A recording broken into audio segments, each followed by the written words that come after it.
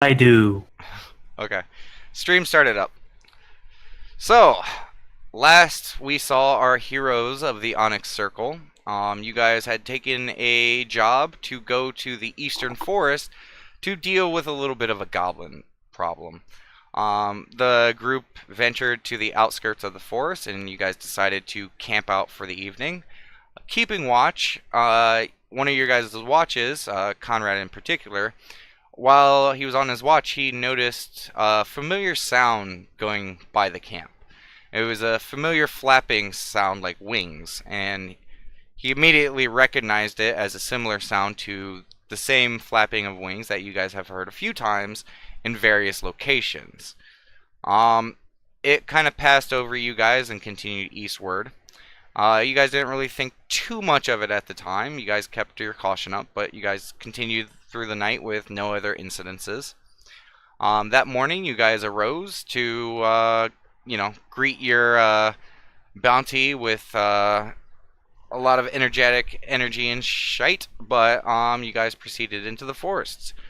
And you guys had decided to stick close to the mountainside and try up there first, and then make your guys' way south. You guys got pretty, I don't know if it's lucky or just coincidence, but it was towards the mountainside, so it did not take too long after entering the woods for you guys to find it. Upon finding it, Damasaries put forth a plan to attack the front entrance of the goblin base, and the party agreed to it, so you guys got set up, all lined up, and you guys began your assault.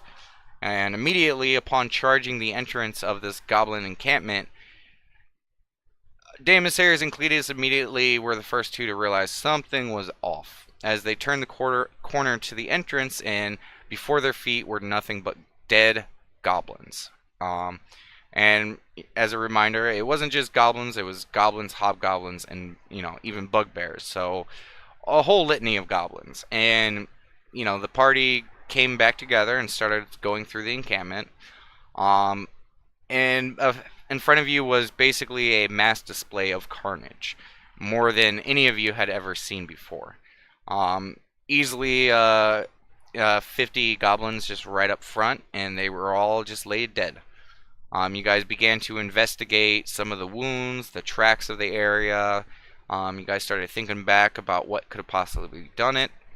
And upon investigating, you guys came across some corpses that seemed to have their life drained of them. Thinking automatically about the most common creature that would be able to do something like this was a vampire. And considering that you guys were possibly dealing with a vampire, you guys decided to check the cave entrance that was attached to this goblin settlement to see if, it might be in the darkness. You guys ventured inward, but only found a nearly dead goblin. Though none of you were able to speak, or because none of you were able to speak goblin, you guys determined that he was kind of useless to you guys, and he was kind of out on death's door anyways. So instead of trying to heal him and potentially try to bring him back to Latest for answers, you guys decided to end the goblin's suffering. And Damasaries stepped up and allowed an actual chivalrous kind of meeting between himself and the goblin to take place, where he allowed the goblin to try to attack him before dealing the death blow. After saying a word to Cord, everyone exited the cave and began to investigate the scene further. Upon investigation, you guys quickly heard Daylock scream. As you guys turned, you saw that the corpses that had seemed to be drained of their life were beginning to rise again. Daylock quickly dispatched of them, and you guys, mulled over a lot more of the evidence and stuff like that, and basically you guys are kind of in a bind of trying to figure out what exactly happened and what you're dealing with. You guys have lots of theories and guesses, but nothing too concrete yet. You guys decided to decapitate the goblins that laid before you to bring their heads back to Latest, and then you guys ventured back to Latest. It was a very safe journey. You guys rushed your way back to Latest, not to be caught up by the darkness and being alone in an area that may have a potential vampire. So you guys rushed back, And you guys made your way into La Teste. You guys made your way over to the guard station to turn in your quest. And after entering the building, the opening section, once you enter the door, was relatively empty. And off camera, between the two sessions, the party basically had a conversation in character to decide how you guys were going to deal with the situation, considering some of the players were missing. You guys came to the conclusion in character that it would be a good idea to take credit for dispatching of the goblins while still relaying the information that there was potential vampires involved, and leaving out the information of a possible connection of what you're dealing with in the Platinum Band, on behest of Daylock, who requested that you guys leave the Platinum Band out of your reasoning and your discussion to the guard. And that is where we left off of the last session. So you guys are currently downstairs in the guardhouse. You guys have just completed talking to each other, like, okay, so this is what we're saying. This is what we're saying. And Okay. Damasaries looks at the rest of the group and is kind of gesturing towards, like, okay, you guys want to head upstairs now? I believe so. I'm ready. 1 second, I might want to prepare a little thing considering we aren't telling the whole truth. And Sin nods his head. He's like, yeah. He looks towards you, Corn, and he's like, I mean, I know you're a pretty good wordsmith. Do you want to take point on this, or? Yeah, I'll do my best. Okay. He said, okay, nods, and he says, okay, well, let me see if there is anything I might be able to assist you with. He's gonna go open his spell tome and kind of go through all of everything. While he's doing that, Corin will cast Limerick Okay. as a ritual. Okay. He closes his tome and he says, if I see you in trouble when trying to explain this, I do have something that might be able to help, but it's kind of a last case scenario. Okay. Okay. All right, let's hope it doesn't come to that, Conrad says. And you ready, Corin? Yeah, I'm ready. Okay. Damasaries nods and leads the way up there. Cletus is right behind him. I assume So is Conrad. since Corn's gonna be talking, he's gonna be kind of up front as well. Oh yeah, Corin's probably the first guy to go, probably. Well, I If mean, not- you could fly around Damasaries if you'd like, but he's currently heading up the stairs in front. Okay, either way. But you guys make your way upstairs, and you guys see the office of Captain Welton, and the door is very slightly cracked. But you do see a light source coming from inside. Damasaries just continues, and he kind of knocks on the door kind of lightly, and you hear a familiar voice coming from inside. Oh, come in, come in. And Damasaries opens up the door, and you guys see Captain Welton there at his desk, doing his atypical job, which seems to always be filling out paperwork.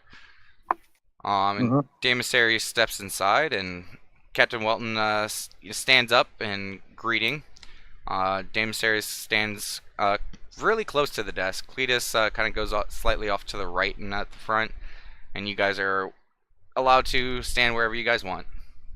Conrad will stand in the back where that table is, where he usually sorts out the heads. Okay. Yeah, so he's gonna stand right there, just so he's ready to just put a lot of stuff there. Okay. That's just sitting.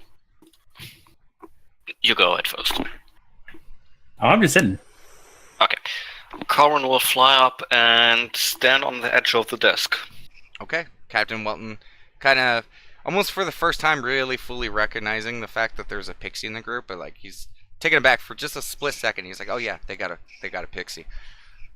And he kind of leans in, and he's like, "So, not trying to be rude to you, Corn." He directly stares right at you, since you're the one who kind of presented yourself ahead of everyone else.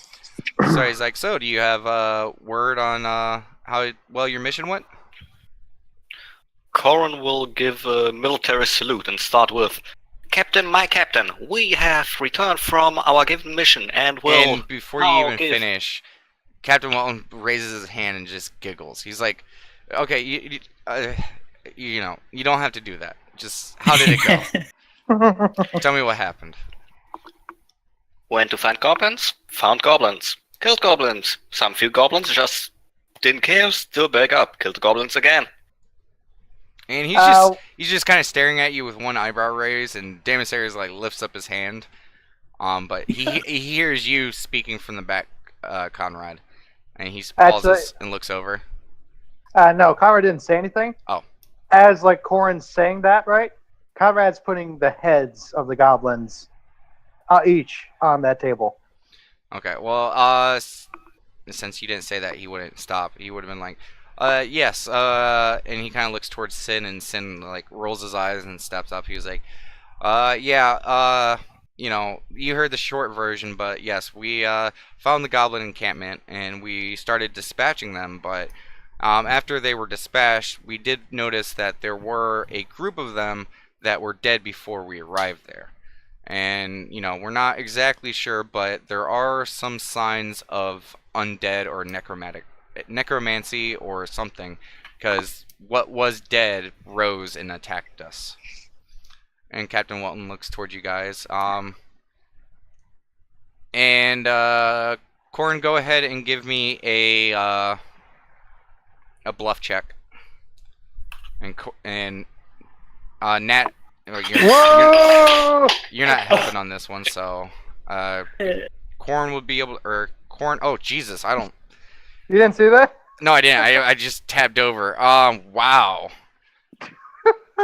Well, with Sin's help, you know, he kind of puts his... Captain Walton kind of steps back and he puts his hands on his waist. He's like, well, it's a good thing that you guys arrived there when you did. I mean, you know, good thing that you only had to deal with a couple potential undead than, you know, like a whole army of undead. It's a great service that you guys have done. So, you said you brought the heads back? Conrad was putting the heads on the table. Okay.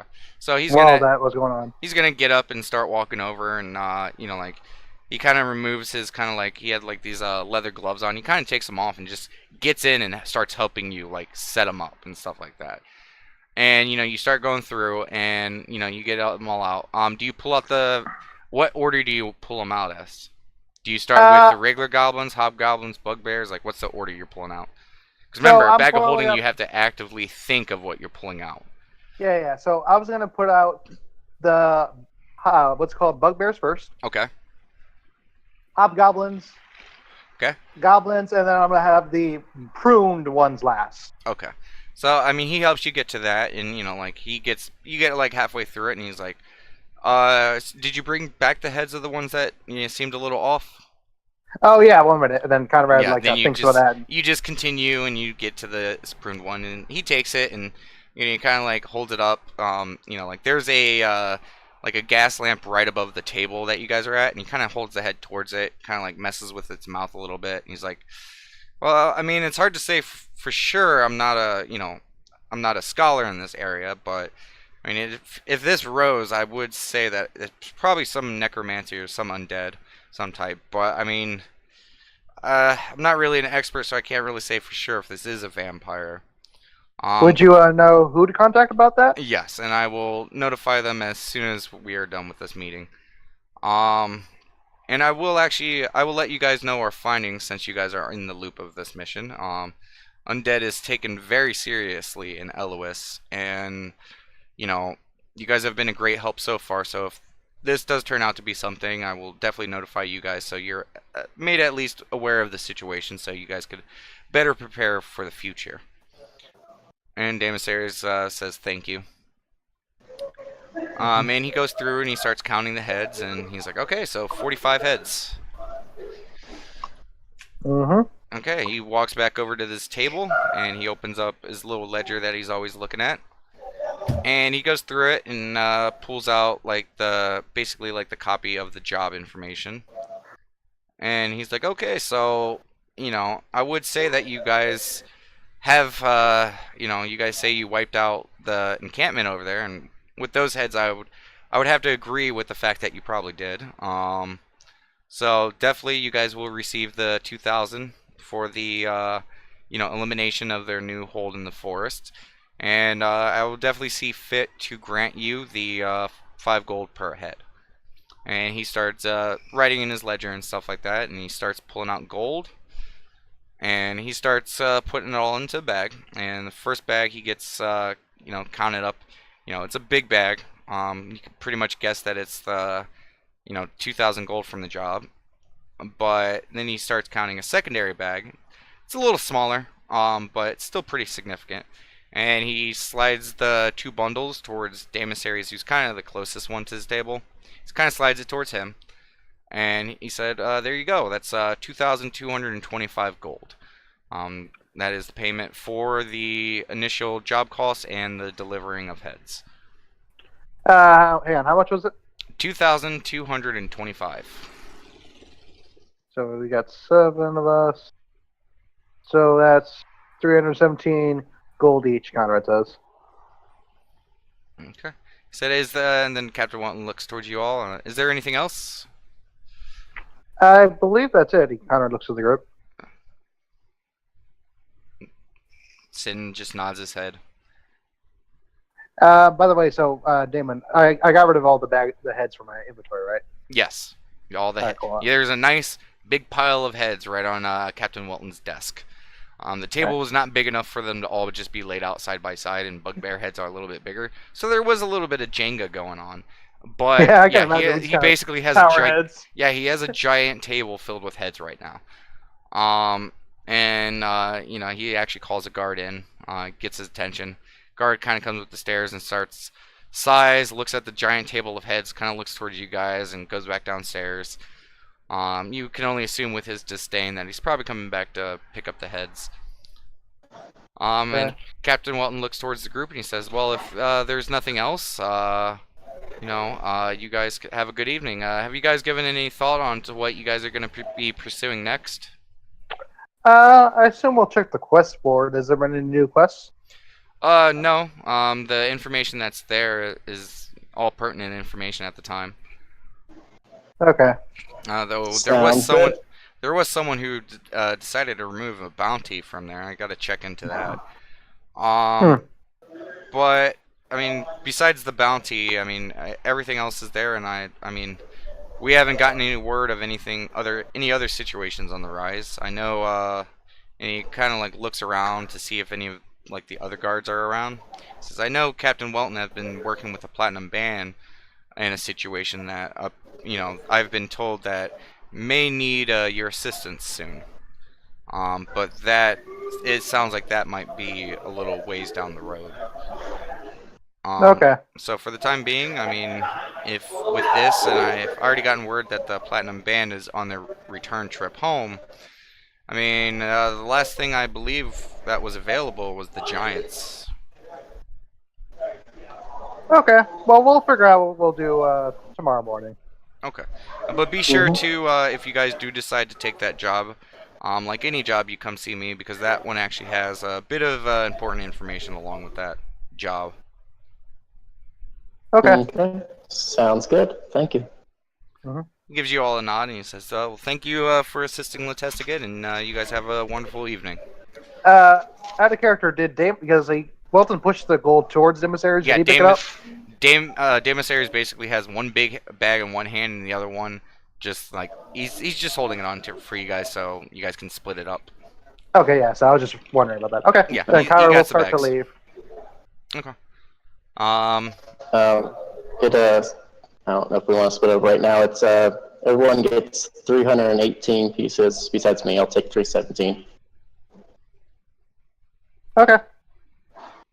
I assume we could do that when we're outside.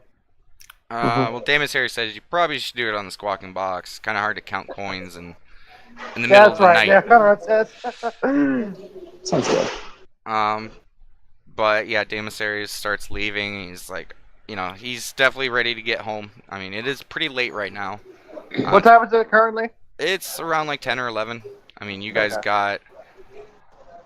spent most of the day running back from the forest, so, I mean, it was sundown when you guys were still a bit off from Latesse, but it was in the distance, so given the time that it took to walk back over there, yeah, you guys are pushing it's probably around 10 o'clock. Okay. So, I guess we'll make our way to the Squawking Box? Sure, if you want to. Sounds about right, Nat says. All right. Okay. I guess you guys make your way to the squawking box. Mm-hmm. You guys make your way inside, and it is just a normal, good old day. I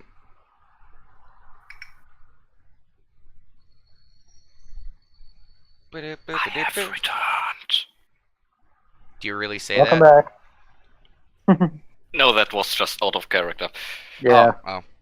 To explain real quick what happened, I was so excited about the natural 20, I knocked over a bottle, and trying to catch it, I accidentally hit the power switch.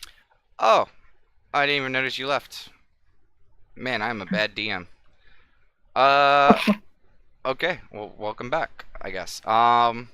So you guys have made your way to the squawking box. Mm-hmm. So, Comrade will first, I guess, head to the bar. Okay. Damus Ares walks over to the bar and sees you, Conrad, go to sit down and kind of just slides the money towards you. Comrade counts it out. So, it was 318 to each, except for Cletus, who wanted to take one off for the even split. Yeah. All right, so everybody's got that gold. Okay. And Corin is still owing 100 gold to the others. Comrade will give him that 100 gold that he needs. Mm-hmm. He can pay us back when he wants to. He does so If right you now. just want to give it to us now. Okay, yeah. Whoa. Oh, wait, never mind. That was weird. I opened up someone's character page and all their gold was gone. Huh. Yeah, I just had to refresh the page and it was there. Okay, someone is picking up a lot of sound on their mic right now. It's Oh, Cletus. it's me. Sorry. That's okay. Just give me a second so I can add everyone's gold. I added it in. For me, anyway. Oh, no, I'm talking about all the other characters. Okay. 318, correct? Yep. Okay, that gold is on there.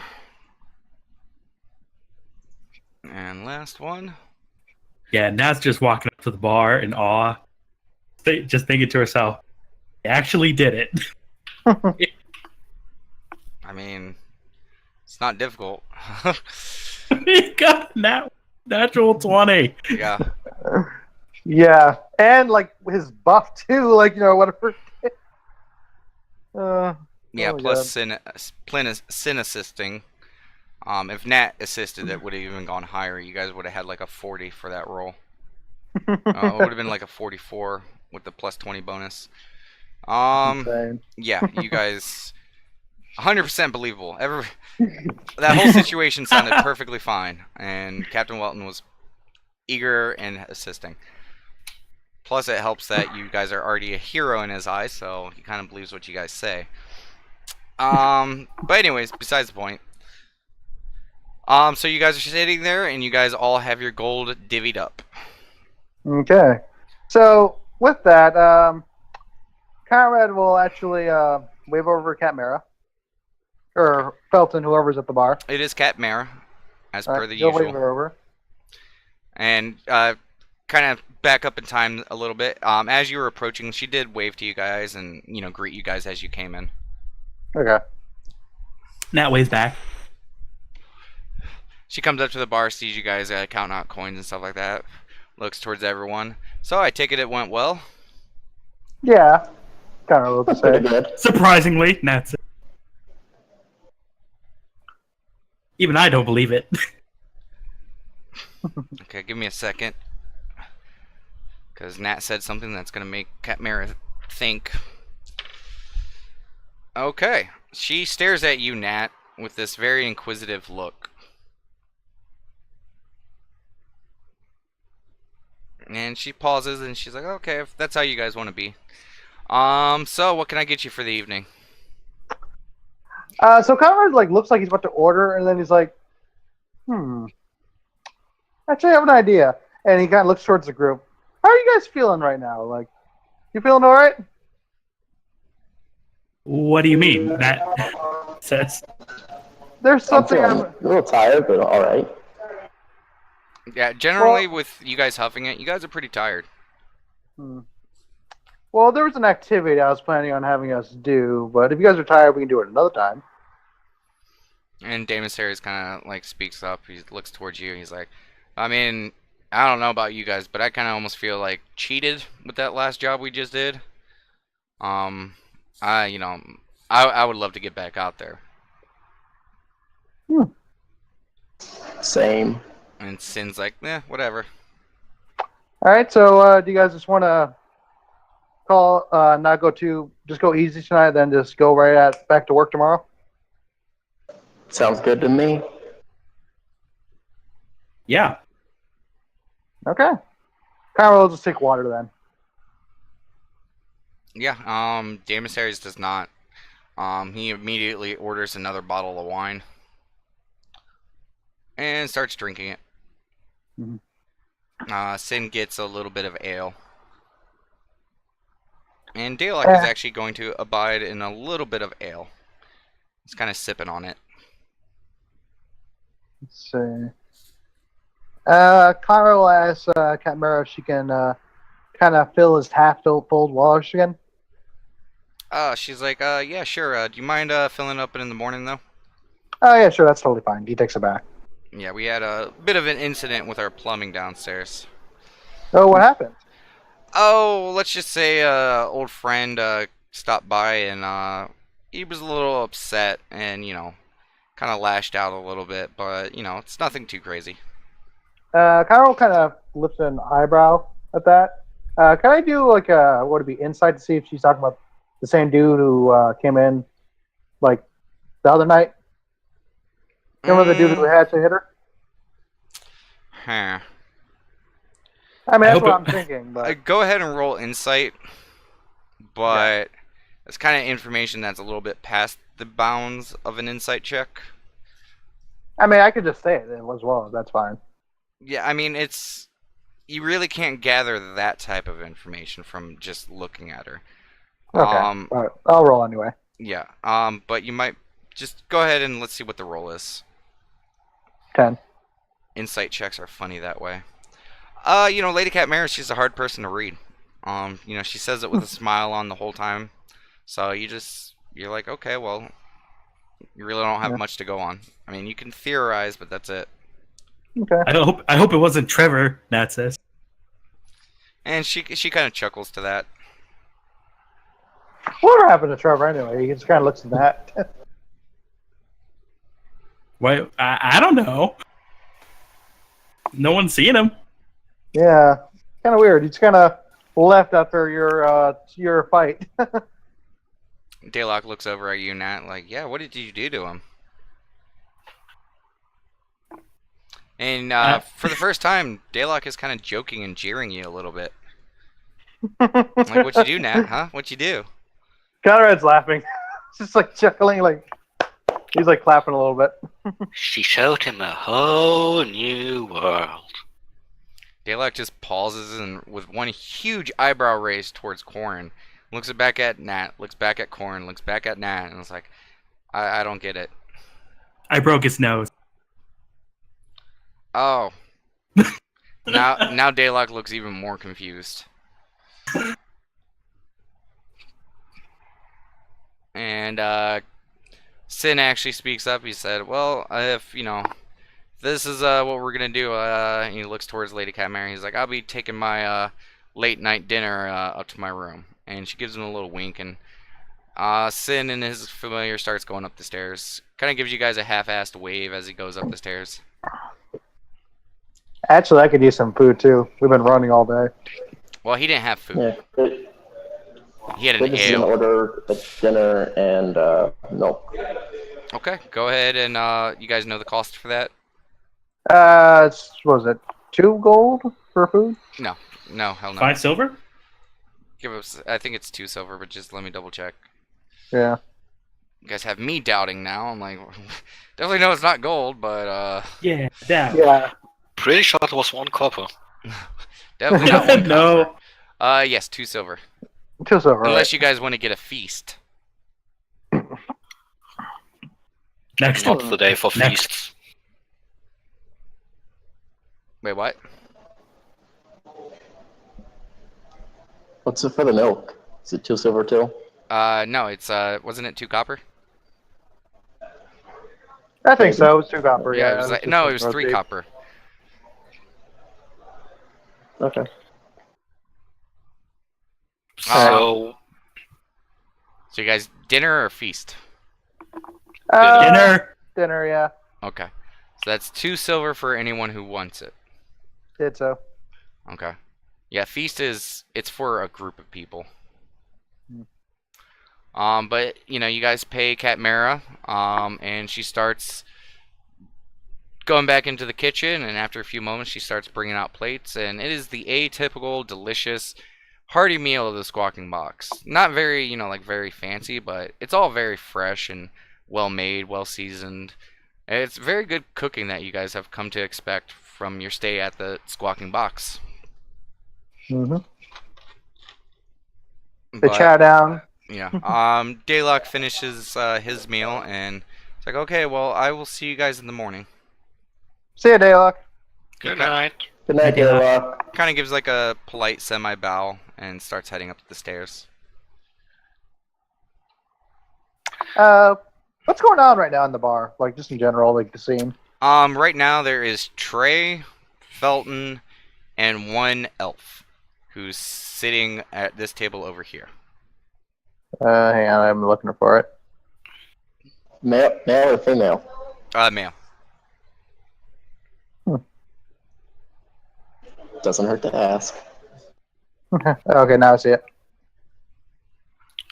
So, is Lady Yolande in today?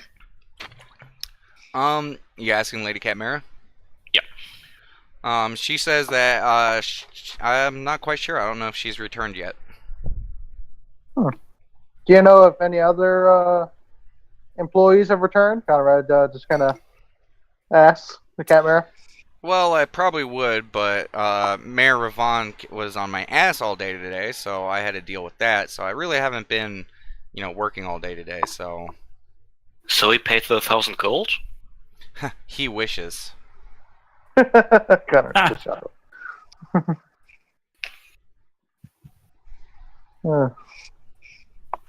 And Damon Series looks deadpan right at Lady Catmare and like, I don't think you could handle it. And she giggles.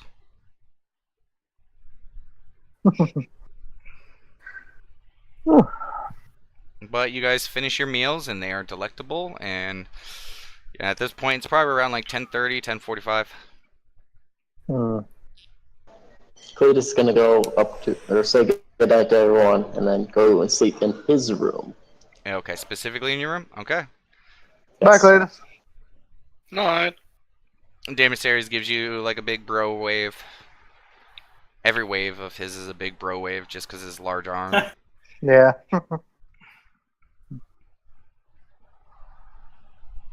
Corin will speak up. I think I'll call it night as well.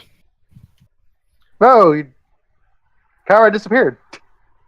Oh, that was There we weird. go. It lagged on my end. I tried to delete Cletus, nothing happened, and then you said something, then your token disappeared. I was like, wait, what? Yeah, I was literally Really about to say something, and confused. then it's like, Believe it. oh, Conrad literally just disappears. And Corn makes his way up.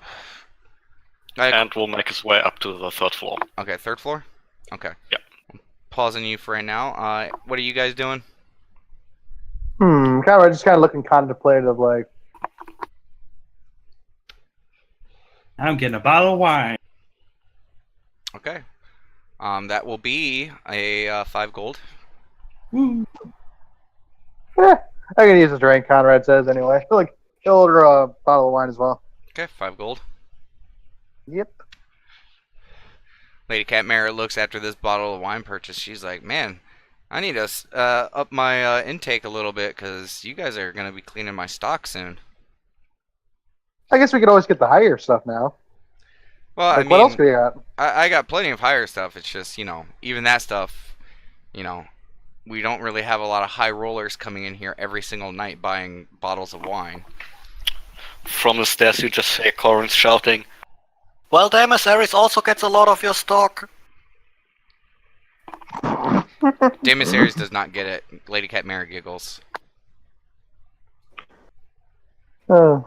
Yeah, it's kind of weird because like I've never ever kind of just like keeps on enunciating the ever had this much money before, so Demisarius it's odd. Demisarius lifts his ale and he's like, I'll cheer to that. Conrad lifts his bottle of wine up and takes a sip. And for the first time, you guys see Demisarius pull out his coin purse, and it is hefty looking. And Lady Cat Mara sees that, and for the first time, you down in the bar actually get to see the exchange of Lady Cat Mara and helping him count out his coin. And she takes it in certain bundle amounts, 50s, 100s, 25s, things like that, and literally just takes a little bit of twine and just kind of ties them into like little stacks. Nat drinks and watches. Yeah, it's kind of cute in like an Iron Giant sort of way. Yep. Like when the boy was trying to teach him stuff. It's kind of like one of those moments. Like you can tell like she's trying to teach him like how to count and everything. It's just like you can tell he's just not getting it. Conrad will kind of he doesn't like really have any like smirk or anything with that. He's just kind of like noticing it. But I mean, are you guys trying to count his gold or anything like that? Oh, not at all. No. Okay. Just, They finish and he puts it all back in his coin purse, and I mean, rough guesstimate, unless you guys are actually trying to count, like it's easily probably more than 700 gold. Like it's a pretty good stack. And he slides it back in his bag. He's like, yeah, I mean, this is my herd could have lived on this for years. Where I'm from, like I doubt like anyone. No one in my village would ever have that amount of money. It would just all go to my kids, Nat says. Kind of has a nice smile with that. Lady Cat Mara actually is taking all this information in, and she looks towards you guys. She's like, yeah, it can be kind of jarring. Because, I mean, people come from all walks of life, and I've seen plenty of would-be and actual adventurers and great heroes of our land and time. And, there are some who come from hoity-toity rich backgrounds who they do their first quest or they get their first job or their first mission, whichever walk of life they're trying to go for, and they'll get 10 gold and, feel appalled by it. And you'll have other people who, like myself, and she points to her. I grew up in a very small village. The first thing I ever did, I remember it to this day. Our group, we finished and we went back and divided up the money. And I remember it was the first job I had ever gotten, after leaving my village, and it was 10 gold. And I had no idea what to do with it.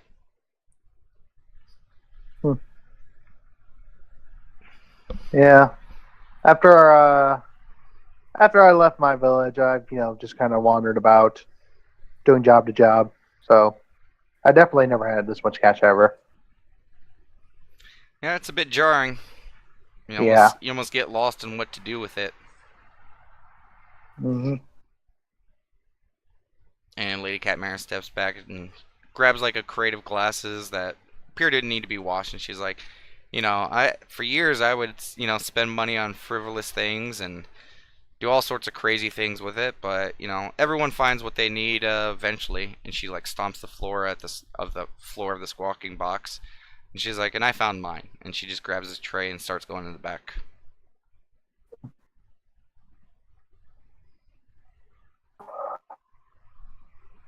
And Demisarius waits a few moments after she leaves and kind of leans over, and she's like, he leans over and is like, man, she is way more deep than she needs to be sometimes. He just kind of leans back and goes back to drinking.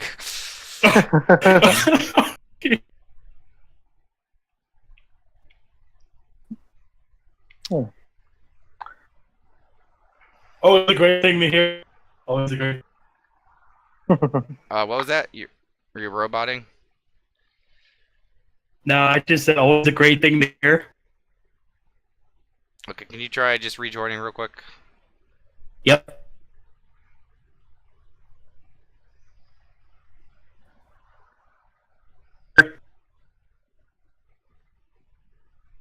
Eamon? So it's my end.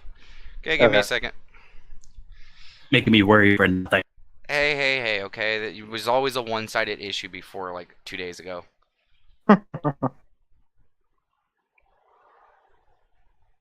Then the gods of Discord decided they don't like us anymore. Yeah. What were you saying, Nat? So that's always good. And Damus? But out of character.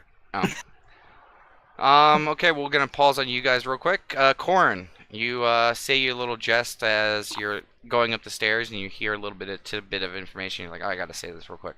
But you continue your mission onto the 3rd floor. You get up there, and you do see a couple doors open. Which ones?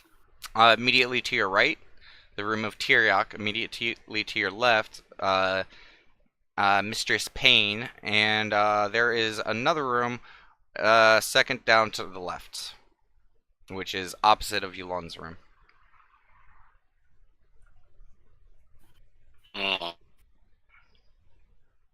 Then Corin will just go over to bed. Okay. You sleeping in your room or the communal room? Communal. Okay. You make your little bed fort, I assume?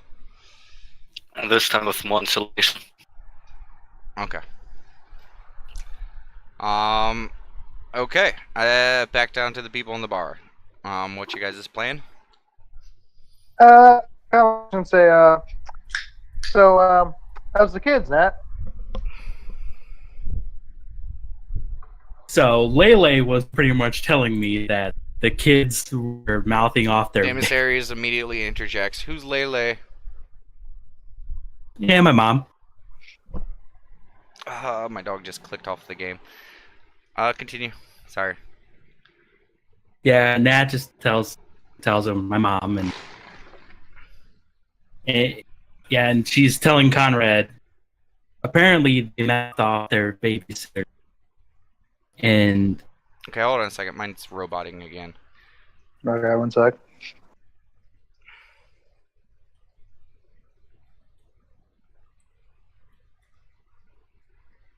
Okay. Better? Hopefully, let's try it again. okay, so Nat was saying that her kids were mouthing off their babysitter, and apparently what they said so mean that Okay, is they pretty much, is they Nat pretty much break? had them crying. Okay, wait. Is anyone else hearing Nat break up? Yeah, she but you might have dropped out too, Moose. Again. Yeah, Discord's having issues because I'm hearing everyone do it. Alright, so just want to make sure it's not just my end. How about now? Okay, it's I can clear. hear you okay. Yeah.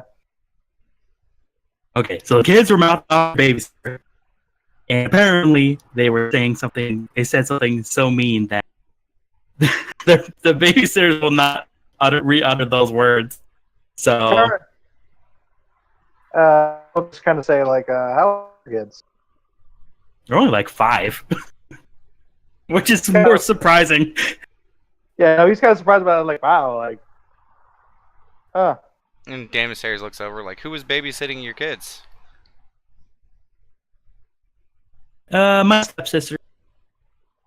So your stepsisters, who I could assume are probably almost as old as you, if not older, were deterred by some 5-year-olds. And he just raises his eyebrow at it, like... that's odd, Conrad says. Pretty much, and that says he takes a big swig of wine. Yeah, he kind of like just shrugs his shoulders. He's like, man, you guys must have some savage kids. They get it from me, probably. She takes another swig. He's like, I do not doubt that. As he Yeah. continues to drink his drink, like he Conrad remembers. swigs on that too. Yeah, he remembers the temple. Him in the temple. Yeah. Who knows? Maybe later on they'll be punching other guys in the face. I hope so. That says. What are your kids' names? Conrad just says. Rita and LJ. Oh, nice names. They are adorable. I wish you guys can see them. Damon Series looks over. He's like, you never know. Yeah. You're right. Cheers to that. Another swig. Yeah. Swig. He kind of lifts his glass at that, takes a swig. He's like, well, I'm actually going to be getting to bed. It's kind of a disappointing day, so I'm kind of exhausted from lack of having to kill much. He looks kind of depressed.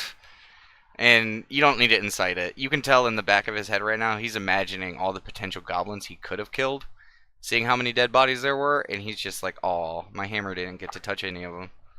There's always tomorrow, Conrad says. He's like, "Yeah, we got giants next, right?" Yeah. And Looks he immediately cheers up on that, because now you can tell he's immediately picturing himself trying to hit giants, and this thought pleases him. Then we could maybe set them on fire. That's it.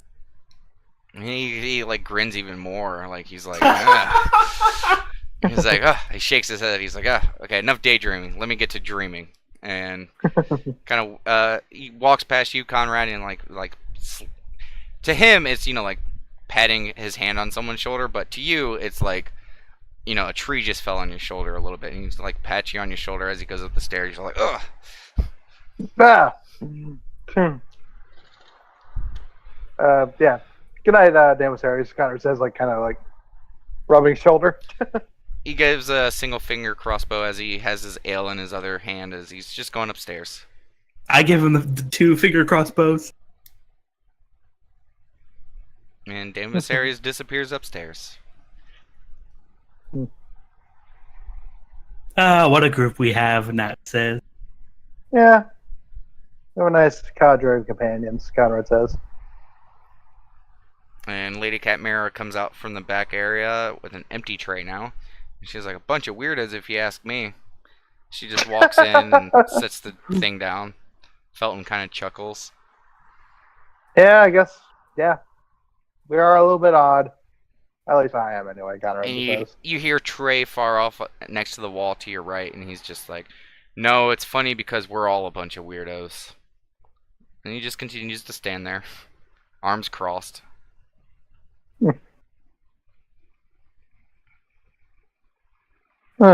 He gets it. Mm-hmm. Conrad says. Now I take another big swig.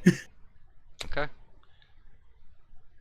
You guys just continue to finish slurping on your bottles of wine? Yeah. Okay. Yeah.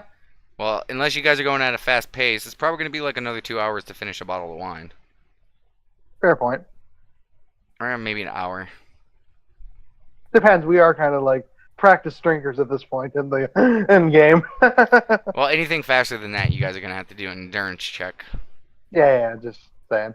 Yeah, so if you guys are sipping on it, you guys can take the next hour just relaxing and talking. Yeah. So where'd you grow up, Matt? Oh, I grew up in a town that's quite a bit of a distance away. Lady Catmara's like, everything's a big distance away from here. It is. Yeah. And I have to tell Lele about the differences in time from here to there. Well, I already told the guys about that. Oh yeah. Yeah, Lady Catmara sits up. She's like, yeah, and the weird part is that it's never normal either. Like, sometimes places will move faster, then other times they'll move slower. Some places just always move faster, and some places always move slower. It's the way Elois is. It's a funky place. Yeah, I'm starting to get that more and more. Conrad says nervously. Yeah, it takes a certain type of crazy to come here anyways. Yeah. And you guys hear the lone elf from the corner of the bar like, cheer here for that. He's clearly drunk. His head's plopped down on the table, and he's just lifting up his mug, spills a little bit, and then just sets it back down. Looks like someone's had enough, Conrad says. Nonsense. And that takes another swig. Conrad swigs at that as well. Though we won't know, but if my kids end up being older than me, then I think that's a pretty big sign. Lady Catmare looks at you and she's like, "Oh, it's never that big of a difference. I mean, you'd have to stay in LOS for many, many, many years for something that big of a change to happen." Well, I certainly hope not. Takes another. I got nowhere else to go, Conrad says, Swigs.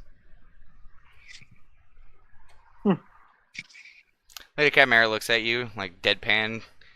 It's like everyone always has somewhere to go. Yeah, like right here. Yeah, right here. Yeah, Conrad just like cheers to that. You kind of get the you kind of get the idea that's what Lady Catmare was kind of alluding to.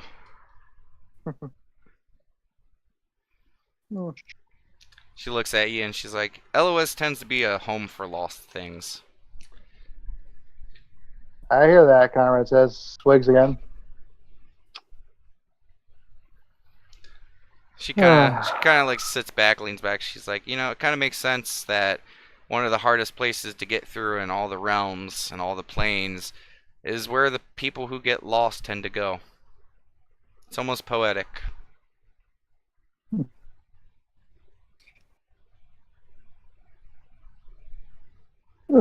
Carol taking a swing, like, yeah. Well, I just kind of came out here just because it seemed like it would be worth some gold, and I didn't have anywhere else to be particularly.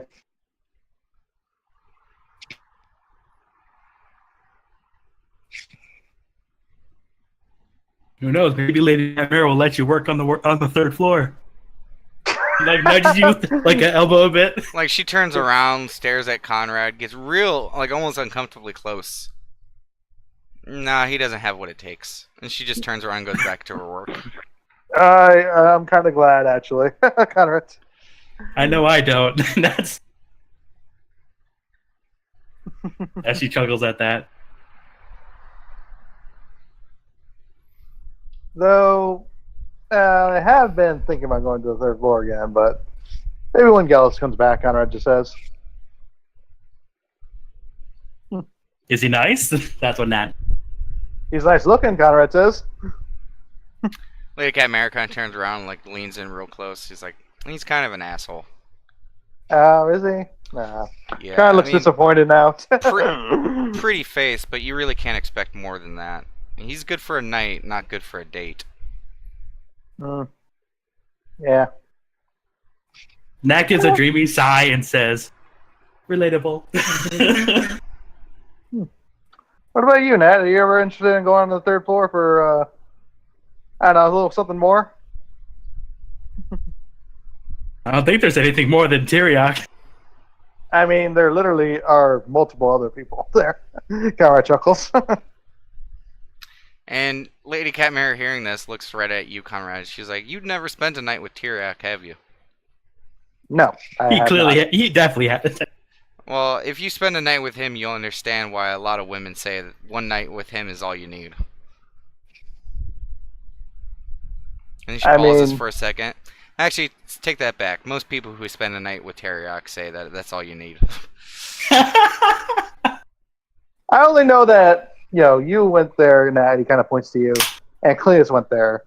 I'm not sure what he does, but apparently, he's good at it, apparently. The man, the myth, the legend, Tyriok.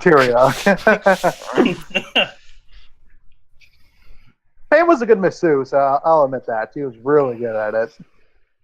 Really? She seems nice, Nat says. Yeah, no, she was, very good. It felt very, pleasurable and, Lady Catmare turns around and just looks at you again, Conrad. She's like, "So you're saying that's all she does good?" Conrad kind of turns a little bit red at that. That's laughing at. And she just looks at you deadpan, and she's like, before I hire anyone, I gotta see what they do, so I know exactly what Payne's capable of. I think you're holding on to a little bit more than what you actually enjoyed that night. Yeah, again, he's really red, and he's just like. And that's doing the cat face grin and just looking right at Conrad. Well, hey, that's one of the reasons why I went. I didn't expect exactly to get that night, but you know, it was fun. I'll admit I had my fun. I will say.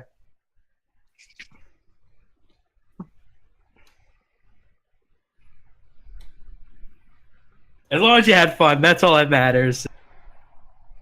She takes a swig.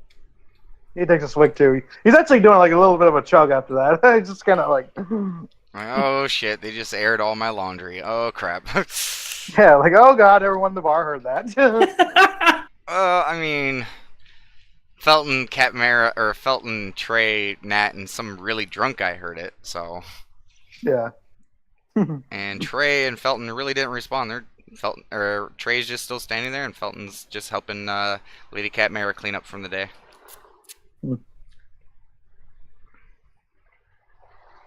Yeah, so this emotional support thing, like, is it really that good? Kind of just like still trying to understand, like, wrap his mind around that, like, when it comes like to Tyriok, really. That just says yes. Lady Catmara says yes. Then you hear Felton say yes. Then you hear Trey say hell yes. And then after a few seconds, you hear the drunk guy at the table, cheers, cheers for that.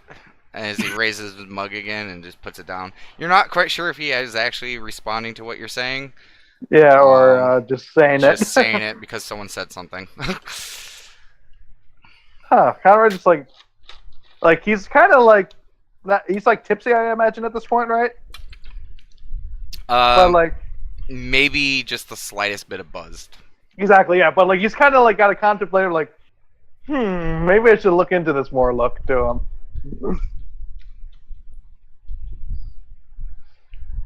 And he takes another swig. Trey actually looks over towards Lady Catmara. He's like, "You need me any more for the night?" And she's like, "Nah, hun, you can crash out." And he's like, "Okay." And he starts walking past and sees you on this look, Conrad, and hearing this conversation, he's like, "Oh, you better get there before I do." As he starts heading up the stairs. Yeah, that's fine. Conrad says, it's like, he waves his hand, like, maybe another night.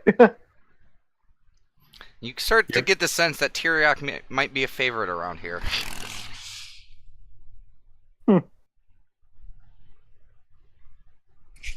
Conrad's like, he's just like still a little bit puzzled, but like he's still like considering it. Like, he has a visible, like, he's contemplative look on his face. Because I mean, you've seen Tyriok, so yeah. It's really hard to really get a good grasp of what his capabilities are. Yeah, exactly. And just to let me remind those watching, let me make sure it transfers over. Of course not. Why was it doing the other day and not the other day?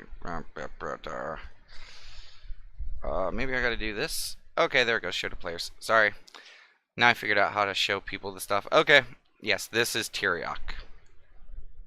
The lovable dragonborn of the 3rd floor. Yep. Favorite of Nat and Cletus. And apparently everyone. Yeah, apparently everyone else as well. Yep, so Conrad just kind of like, yeah, takes another sip of his wine. Oh. Yeah, but like and he kind of goes like back to it, like, you didn't go any further than that, did you, Nat? Nope. Like, so, like, because like he's kind of like at that, like, point where he's like, you can kind of feel him a bit looser. So like, do you do that sort of thing anymore? Like on the 3rd floor anyway?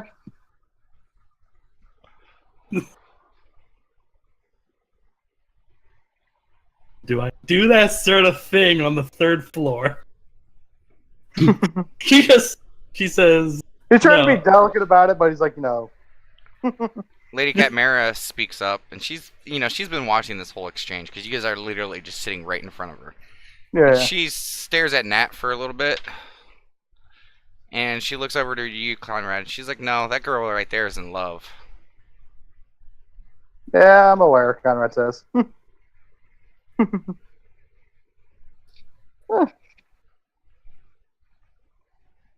Must be nice, Dream. Conrad says. I actually didn't hear that, Moose. What'd you say?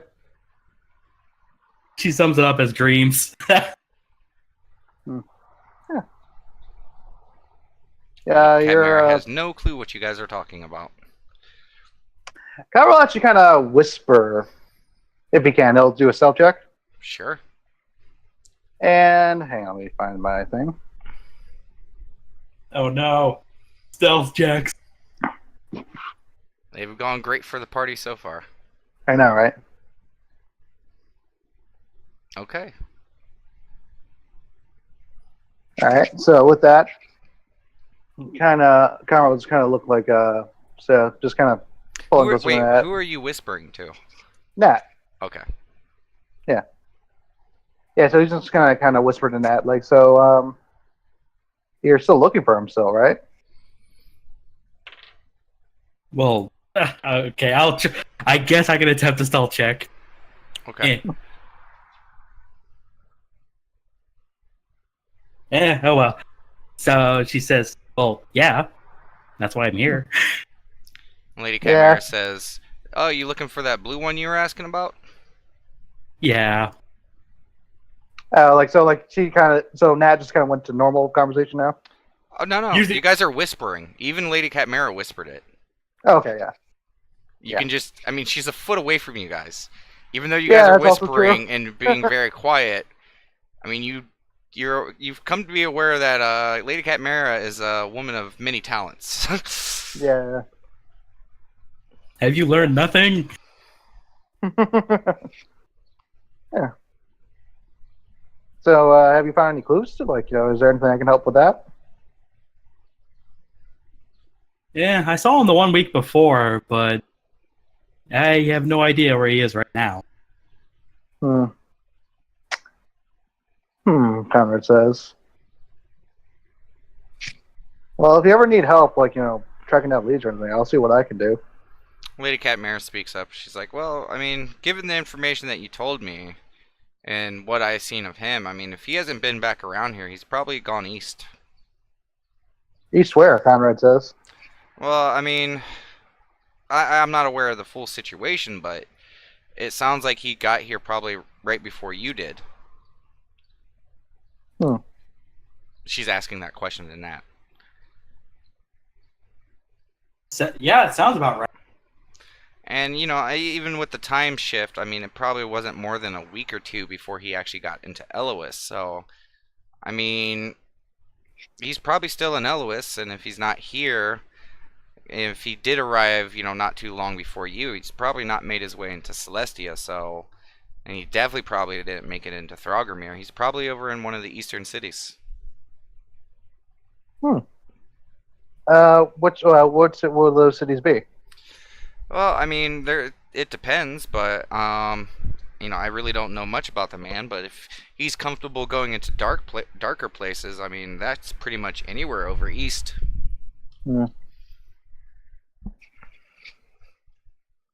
And hold on a second, because I completely lost my map. Give me a quick second. Let me go grab it. Yeah.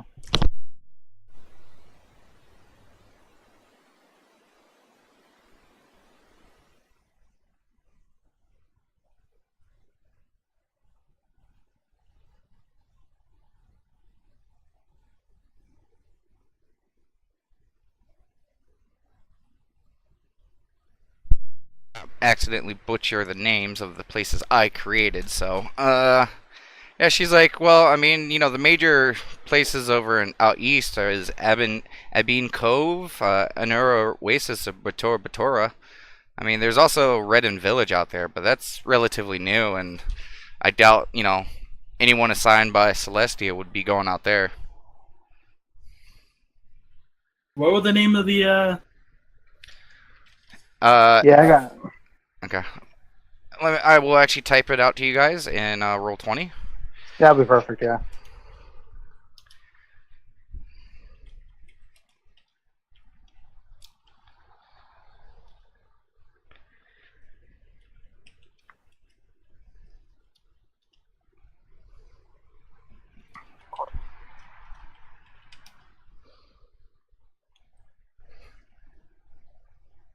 Lore drop.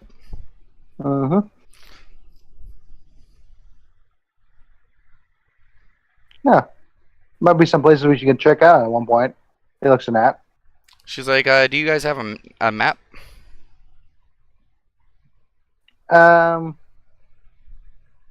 don't believe Conrad does out of character. Okay. So you tell her no? Yeah, I don't believe I have one. Conrad does. Okay. She's like, well, if you can get me a map, I can point you out where those places are. Okay. I mean, at least I can tell you without any doubt that he's definitely not in Velum Parbat or High Ridge Mine. Hmm. Because let's just say no one goes to those places. Are they dangerous places? Like she kind of like, I mean, if High Ridge Mine is just a little crazy right now because Celestia used to own it, just like they do Latestia, kind of. They send workers and protections out there, but they got raided so much that they kind of got cut off, and lately there's only been stories about what's been going on in High Ridge. I mean, some people have said that it was taken over by a dragon, to other stories saying that fire giants took it over. I mean, there's so many stories, it's really hard to weed out what's true. But it is, ever since it lost protection from Celestia, it's kind of a no man's land out there. But Velum Parbat is a totally different story altogether. I mean, that place it can kill you just by being there. Oh, is the environment that bad? She's kind of goes another, yeah, you could say that. It has a direct connection to the Shadowfell, and that type of magic just leaking into, the, mortal planes, just, it kills people that are living. I mean, Wow. plus you got undead that just spill over from the Shadowfell, and, the keeper of Velum Parbat keeps it at bay, but, I mean, they're still stragglers. And plus, I mean, Velum Parbat has not been in communication with anything for, decades. The undead armies stay at bay, so no one really questions it. Plus, you have to climb the highest mountain in all of Elois to get there. Wow. Yeah, it's a pretty scary place.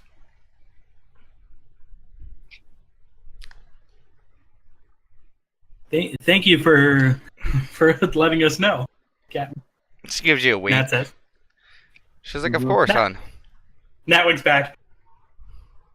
She kind of like stops for a second and goes, ew, you need to work on that, honey. She pouts a little and just says,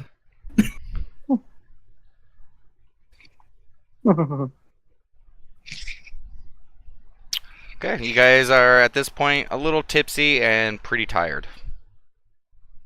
Well, I think I'm ready to call it night, Nat. me too. Okay. I'm going to the communal room. I'll catch you later. Take it easy. Yeah, so he'll go to the communal room. Okay, you do so, and you find a sleeping Damasaries, a sleeping Daylock, and a sleeping Corrin in the room. And a sleeping Sin. Yep, Kyra will find an empty bed and just go to sleep. Okay. It's very easy.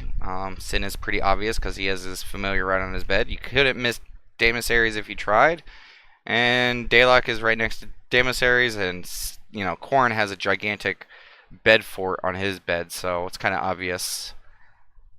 Somehow there's every time you see the bed font, that's just It's just some bigger. more pillows. The headcanon that I'm going with is yes. Every single time you guys see that the bed fortress, it's getting bigger. I'm glad we were on the same page with that, Corrin. When they were just open the door to the communal room, there's just pillows. Yeah, it's like, just a you can't giant. enter. You can't even tell it was a bed. It's just a giant like pillow mass in the side of the room. Mm-hmm. Nobody has pillows. Only corn for it. Corrin comes down to the tavern every day asking for fresh pillows. Oh god. No, nobody knows where he actually gets them. They just appear. Yep. Okay. Nat, what are you doing? Just going to bed? Yeah. Okay. you guys all drift to sleep, and it is a pretty nice sleep. You guys aren't like overly sore or anything like that, but with your nice brisk jog from the forest over to Latest, it was pretty tiring. It was a long, tiring day, so you guys find sleep pretty easily. Some of you a little bit more easier than others, considering you guys are in the good beds. But you guys begin to wake, and let me start with Cletus. You wake up, Cletus. You're muted still, just in case you didn't know that. Now, Cletus. You're awake, Cletus. Sorry. I wake up, put my stuff in the bed downstairs. Is he roboting bad for everyone else? He's roboting really bad. Yeah. Go ahead and drop and rejoin.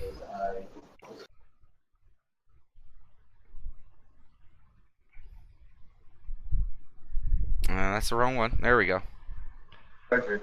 How about now? Still doing it? Yeah. I'm still hearing a yeah. roboting. No. I'll just type my messages then. Okay, yeah, just It's kind of loud here anyway, so. not a problem. Let's go ahead and type it, and I'll just go with the next person. Corin, you wake up. Hello, world. As you get up, you already see Damus Ares is dragging his butt out of bed, and Dalek has already began to clean himself off. And Conrad is still currently just passed out. Morning, guys. Damus Ares gives a half-ass wave, and Dalek gives a lot more energetic wave. So, anyone know what's going on with this guy pointing at Conrad? Damus is I don't know. And he goes to shake his bed, but almost flips Conrad's bed over. Conrad, you wake up to your bed shifting majorly. Oh shit, yeah. Earthquake! Yeah. Karen's freaks out. We're being invaded! Quickly, to the battlements! Give me a bluff check, Corn.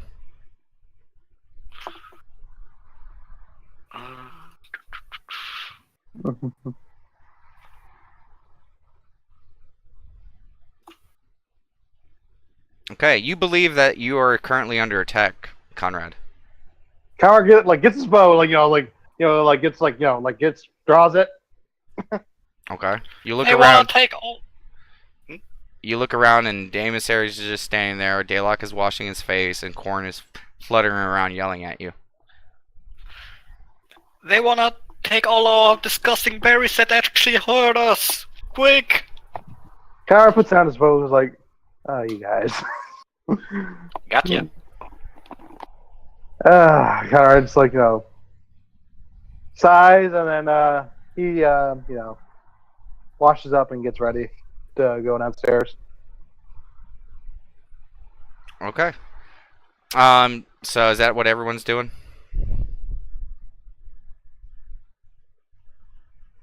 Yeah, that's what Conrad's doing. I don't know about the I others. was talking about Corn. Yep, wash up and get down. Okay. You guys, finish cleaning up and stuff like that. You guys exit the communal room, and you guys see Cletus is coming downstairs as well. Morning, Cletus. Morning. Oh. He's kind of yawning, stretching, kind of tightens up his straps on his gear a little bit. So if somebody were to push you over when you're sleeping, would you be able to get back up? He just rolls his eyes at you. He's like, I don't know. So how'd you guys sleep? All right, Conrad says, aside from a rude awakening, and he kind of looks at Cora and darts. Hey, I told you I'd get you back. What happened? He acted he yelled out loud and said we were being attacked.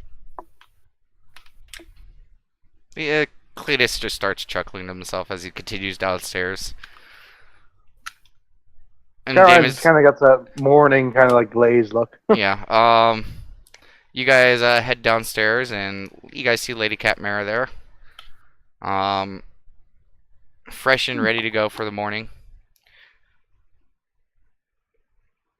Morning, Conrad says as he sits down. And Cletus is like, "Morning, Lady Cat," and she waves towards all you guys. She's like, "Breakfast," and as she points at you guys. And coffee, please, Conrad says. And Cletus and everyone is like, "Oh yeah, of course." And you guys sit down at the bar, and she's like, "Okay, just give me a moment." And Nat, you wake up. I'm guessing I'm in my own room this time, right? Yes. I didn't specify that time. Yeah, you did specify this time though. All right, so yeah, I grabbed my stuff and those berries I got from Payne. I head downstairs. Okay. As you go to leave your room, you see Sin coming out of his room. Hey, Sin. That's it. He gives you like a half-hearted wave, and it's not his room; it's the communal room. And he just gives a half-hearted wave, and he's like, "Good morning." And Nat just heads downstairs. Okay, you guys both head downstairs, and you see the rest of the party down there. Hey, guys. Says. Morning, Conrad says. Cletus is like, "Morning, Sin and Nat." Sin gives a half-hearted wave to Cletus. Morning, Princess. Morning, Nat. You don't quite understand what his familiar is doing right now, but if you had to take a guess, you would swear that his familiar is laughing. And Sin just kind of looks at it and like, "Shut up, you."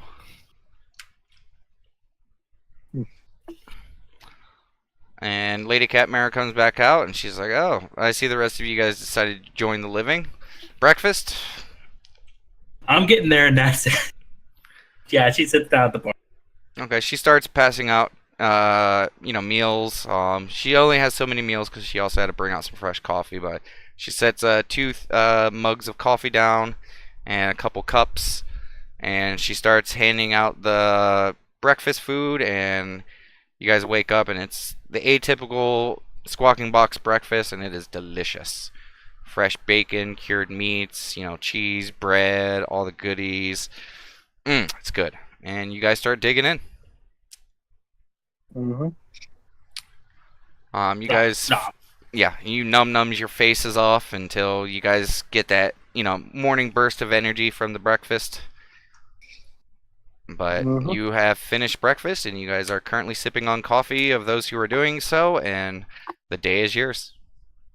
Okay. Conrad will actually ask, as he did before, if she can fill up his half-full water skin.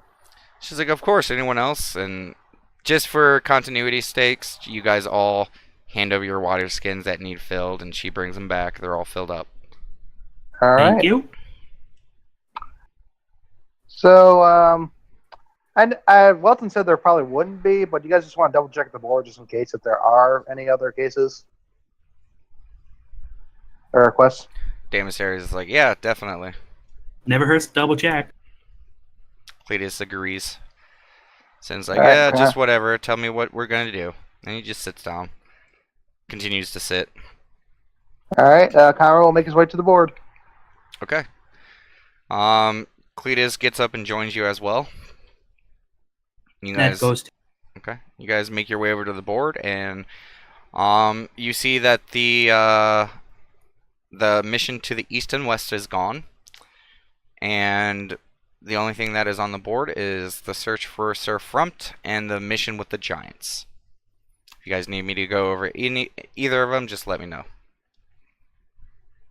And Cletus kind of eyeballs it a little bit, and Cletus is like, "Yeah, let's go kill us some giants." And you guys, Conrad will read out the quest for the giants just out loud, just so he remembers it. okay, so you're just saying it to everyone in the generalized area? Basically, yeah. Okay.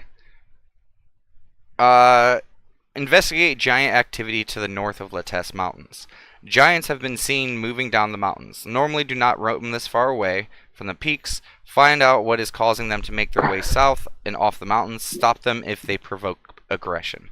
And it is posted by Captain Welton. And instead of 1,000 gold, it is now 2,000 gold. Oh, looks like we're supposed to investigate giant activity then. Well, that's the only quest really on there that, aside from the other one, he points to the other one. And that's still that missing guy.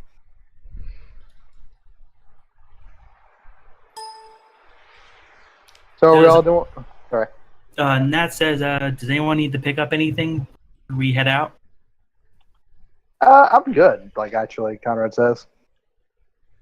Demesaries is like, yeah, I don't need anything, we could go. And Cletus is like, yeah, let's get moving. Alright. Giants it is, Conrad says, nervously. Let's go. Any kind of waves to send, Okay,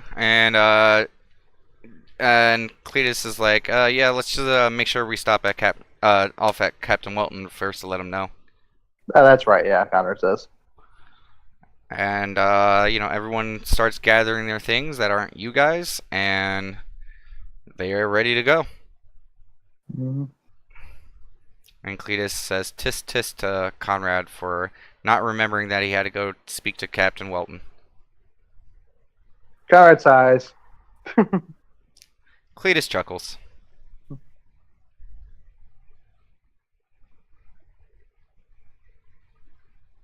Okay, so you guys make your way out? Mm-hmm. Yep. Okay. You guys head over to the guard station, and you guys get there, and there's only one guard outside right now. And that is it.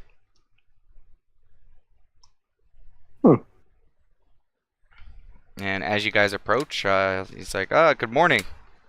Good morning, Conrad says. Good morning. Here to see... Better? Yeah, much better. Okay. Here to see Captain Welton. Yes, we are. Of course. Yeah, just head right up. He just got in not too long ago. Alright, thanks, Sounds good. Conrad says. Okay, you guys enter, and inside there at the bottom area that you guys were discussing last night, there's quite a few guards in here. You can tell that you guys got here really early, so a lot of them are probably just showing up to, put together their armor, make sure their gear is good to start heading out for the day. But the first floor in here is the most packed you've ever seen it. You guys actually have to kind of scoot in between people, and they got to part ways a little bit so you guys can get upstairs. But you guys make your way up there, and the door to Captain Welton's office is all the way open. Alright, there you go in, I guess. Okay, you guys enter. Demesaries again kind of makes his way towards the front of the desk, and Captain Welton, as you guys are all approaching, he's like, good morning. You guys need something? Decided to take a job? What can I help you with? Good morning, Captain Welton. It's like, morning to you. And We've decided to take the giant job. Okay. Well, there is a bit of information that goes along with that one. Okay. I'm actually, pretty happy that it's you guys who are taking care of this. I was hoping that either you or the Platinum Band would pick up this job. This one's going to be a little bit more trickier than the ones you're used to. As you saw in the notice, the movement in the activity of the giants as of late, and going back just a few months, has been a little odd. Normally directly north of us, in the Latest mountain range and the Snow Ridge, or the Throggermere Snow Ridge, the giants who usually maintain, the north end of Elois are usually storm giants and frost giants. But in recent months, we've actually heard tale of a few other types of giants who aren't, normally seen in this area that have been spotted up north. After the Dawn War and Dragon War and, peace settled in Elois, all the different tribes and groupings of giants kind of split off and took their own territories. So we're not quite sure what's going on. Giants are a powerful race, and we do worry that they might be up to something, or they might be preparing stuff, and we just want to know what's going on. This is not a kill mission.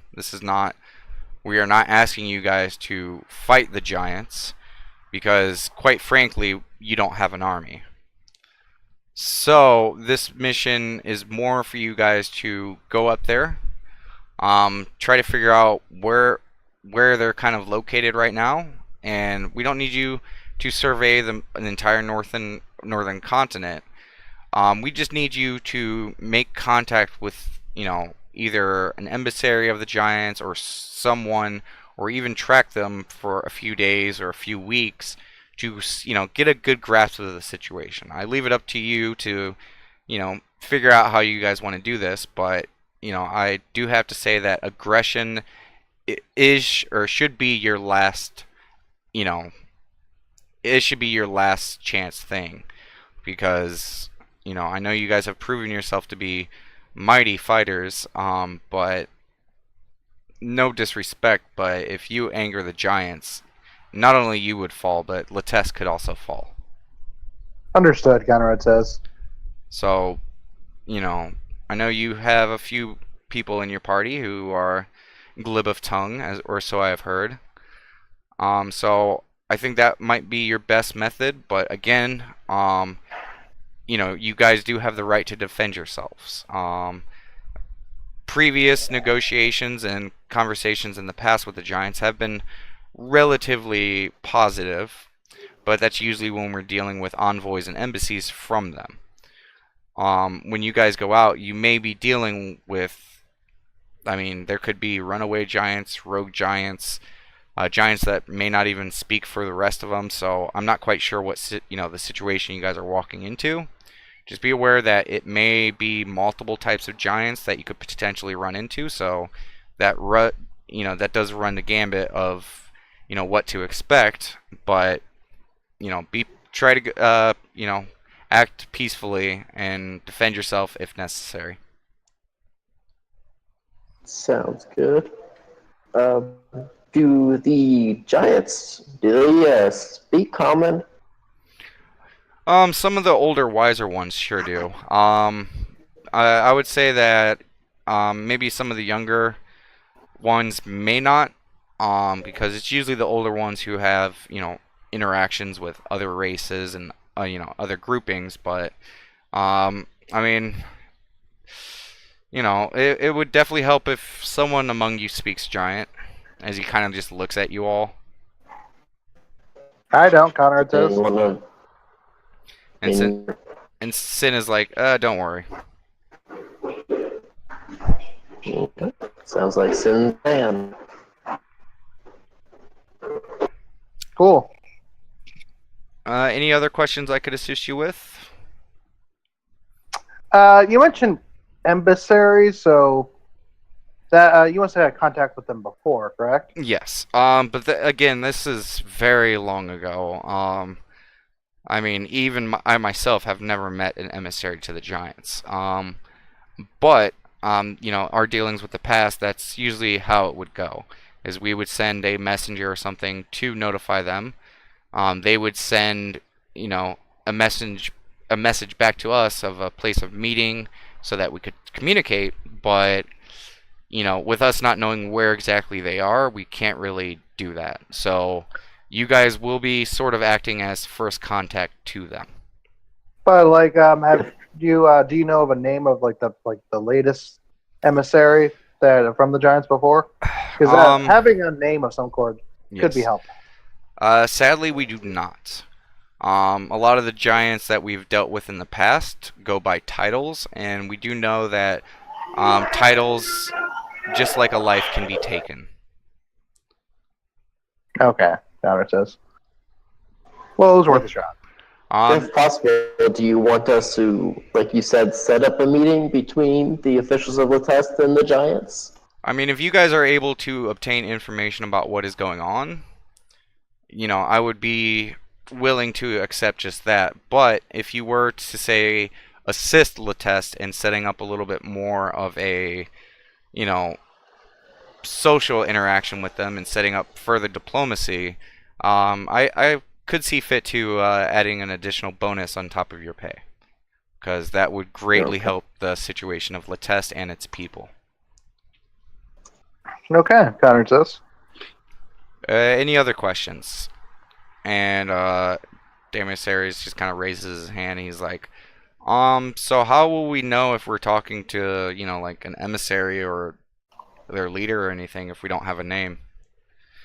And Captain Walton kind of rolls his eyes, and he's like, I myself, I've never met a giant. I've only heard stories.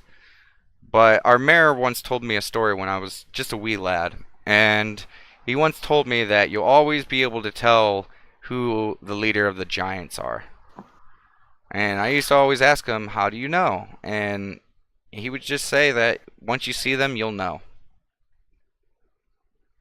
So I know that doesn't really probably help you guys, but I mean, you could try asking around to get more information about giants, but I mean, it's really not my, forte. Well, either way, Do you that's know been someone helpful. specifically in? Do you know someone specifically in town who would be more? There would be more their forte, or just general asking around? You'd probably have to spend some time asking around. Again, giants have kept to themselves for a very long time, so most information, I mean, was kind of lost because of lack of social interactions. Okay. So I'm sure a lot of information you would find, unless you were able to find a scholar or someone who's very well rested in, or well, educated in that subject, you might probably find almost information that I'm able to give, which is basic information and probably, old wives' tales. Okay. Well, thank you for all the information you've been able to get us. We'll do the best that we can to figure out, just to get you information or try to set up a meeting maybe. And again, I know this is a very dangerous situation, so, if you guys only feel that, tracking them from a distance is acceptable, as long as it does provide pertinent information, I completely understand. Mm-hmm. Sounds good. Okay.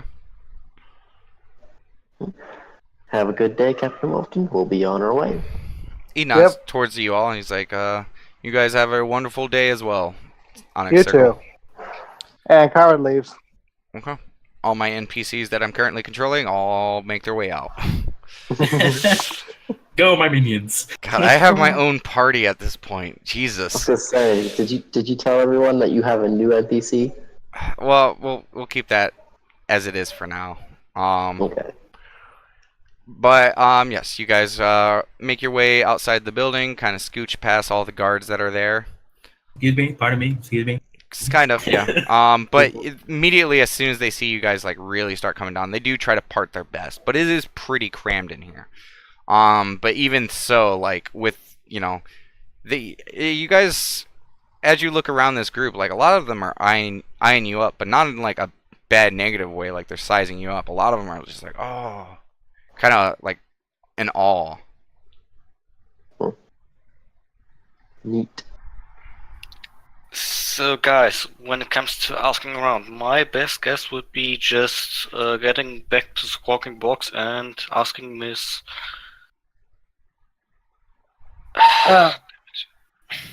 Chimera?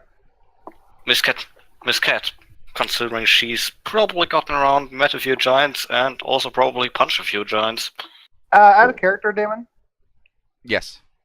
It would be streetwise to try to ask around the city. Remember, that will take time. Yeah. I mean, yes, Well, you we could can do always- that. It's just, depending on your role, it could take longer. We could always just ask around, Conrad would suggest. I had one person that I thought we might be able to ask, and that's the I guess, priest at the temple. Damasaries looks towards all of you guys. He's like, oh, don't worry, you guys already know someone. Let's go. As he just starts walking towards the gate. Sin kind of looks over at Damasaries, looks at the rest of the group, and kind of shrugs his shoulders and starts following Damasaries. Okay. Daylock is just standing there staring at the rest of you guys with an eyebrow raised, like, wait, did he mean him? I assume Conrad says, and he starts walking that direction. I guess so. So, okay, well, Daylock sees you start walking forward, Conrad, and just starts following. Do you guys follow? Yeah. Okay. You know? Yeah, he leads you guys directly towards the east gate, and he steps out and starts walking out the gate. Sin is right behind him. Follow. Was that? I follow. Okay. And you guys get like 20 or so feet out the gate, and Demosaries turns around and he's like, so which way do we want to go? You knew someone, or are you talking about yourself? Oh, yeah. No. Well, that's good to know we have someone with some experience with giants. Oh, well, I heard, our lands were actually right outside this one mountain range that was actually run by some hill giants. Neat. As to which way we're going west, right? Out of character. Oh, wait. I said east gate. He led you guys out the west gate. Sorry, that was my bad. Yeah. You're good. Yes, but you guys are outside the west gate. You might bring up the map so we can kind of plot this out Of course. on. You guys sit there and you guys pull out your Elois map, and I completely forgot to do that. Boop. Drawing a new line. Yes, I was drawing a new line. Completely forgot to do it. Undo. Cletus will say, well, we can go down to the docks and go along the shoreline, or we can try going through the forest again. If you love the forest, that's... Demosaries looks towards Daylock and... Did the Platinum Band finish what they were doing? And Daylock is like, oh yes, they told me that they arrived last night. They were sleeping when we were getting ready to leave. So, I mean, we could technically go through the Western Forest. I didn't really hear much about what happened, but, I mean, if they're back, I would assume that it's safe. Out of character, where are we going on this map? Like, in what area exactly? Okay. That was blue line, right? All you were basically being told was basically somewhere north of Leteste, near the mountains. So, I mean, you're talking basically from Throgramir all the way to the far east coast, somewhere in this mountain area. And Demosaries kind of looks up and he says, I mean, we could get it at it from this side, but I mean, if I know my mountains, and I know my mountains, we'll probably be, given how much of a cliff face this side has, I guarantee you we'll be able to get up on the other side easier. Which side is he talking about? He's talking about the northern side. Not from approaching where you guys are at, going north. He's talking basically go around the outskirts and come to the mountains from the north side.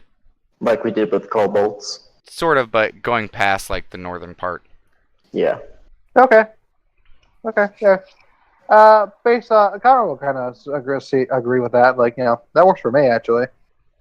And we kind of know our way around, at least towards the base of the mountain part anyway. We've been through there before. Okay. So do you So guys... are we going through the forest or just hugging the mountains?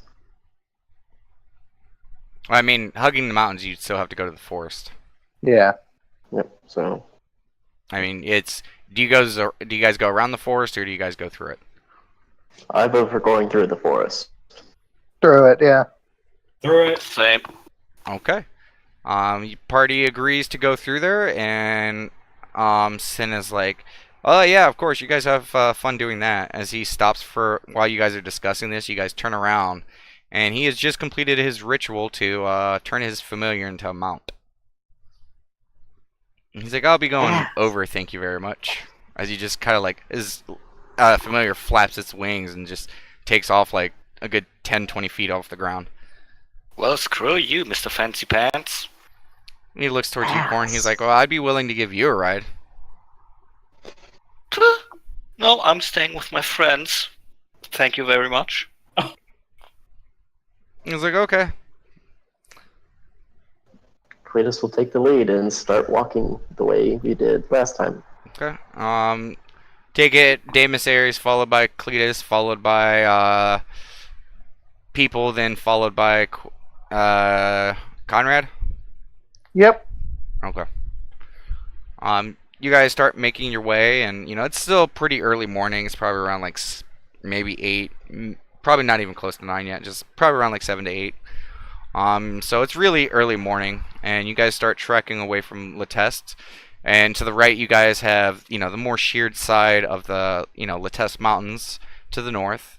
And to your left, you guys have the view of the rolling plains until it gets to the open bay to the south, and you guys can see a little hint of like glimmering light across the bay from the sun kind of bouncing around a little bit. Kind of a nice day today. A lot of the muggy, nasty weather from yesterday kind of cleared up a little bit. But it is still kind of wet on the ground, but a little chill from it being wet and being this early in the morning. But you guys start. Kratos is very much enjoying just being in nature like this, just looking around. And you guys start making your way towards the forest. It takes a couple hours to start getting up to the forest. But you guys make your way there, and you guys gonna be hugging towards the north side. I believe so. Okay. You guys start getting to the edge of the forest, and you immediately notice something different about it since the last time you were here. As you guys approach, the outside of the edge of the forest seems to be grayish color. Do you guys look, or do you just continue moving forward? I guess, would that be perception check? Look. Perception. Okay. Okay, natural Natural 20, natural 1. Okay. Not bad. Corn is resting on Conrad's head, and you stretch and you yawn. You're like, I think I might take a little quick nap. So Corn falls asleep on Conrad's head. But Nat and Conrad, and Cletus, and pretty much everyone else who's not Corn, as you guys approach, you notice that gray kind of white color is webs. The entire forest has almost completely been covered in webs. Huh. Well, Raylon did say he was fighting spiders. Yeah. They finished the job, right? He kind of looks at Dayla. Well, I mean, it's the Platinum Band. They don't really stop until they finish. Yeah, so. Yeah, the web's just probably left over then, Conrad says. Actually, wait, can I do a nature check to see, like, how long the web lasts, I guess? Wait, what? Can I do a nature check just to see how long webs last? Sure. Yeah, because presumably they were killed yesterday. I'm just wondering, like, how long they typically last. I mean, a normal spider web with wind and stuff like that could be blown within a couple days. These are not normal spider webs. As you guys approach, they are massive. You get the feeling that without being removed, these will probably stay up here for a while. Yeah, so Conrad would just kind of say, yeah, because, like, even with these with the spiders dead, these are strong webs, so they'll likely stay here unless someone gets rid of them. And Damisaries walks up to the web, kind of puts his hand on it, and sticks, and then it pulls back, and it finally like snaps away from his hand. It goes, and he's looking at the webs. He looks down at his hammer, and he looks over at you, Conrad, and is like, "Lead the way." Okay, Conrad says, and I guess Conrad will lead the way. Okay. Give me an athletics check. Okay, one moment.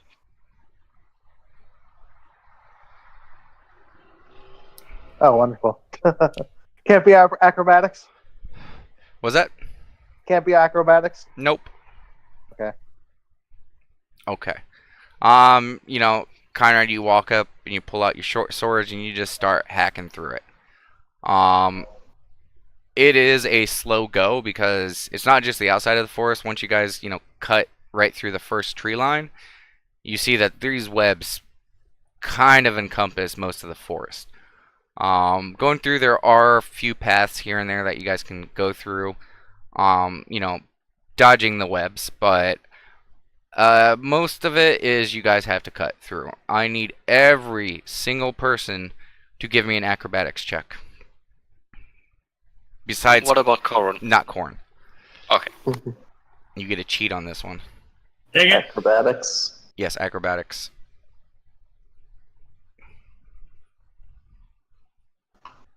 Yeah. +2 has failed me.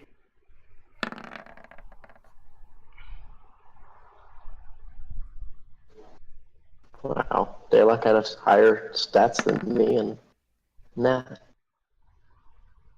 And Dame Series.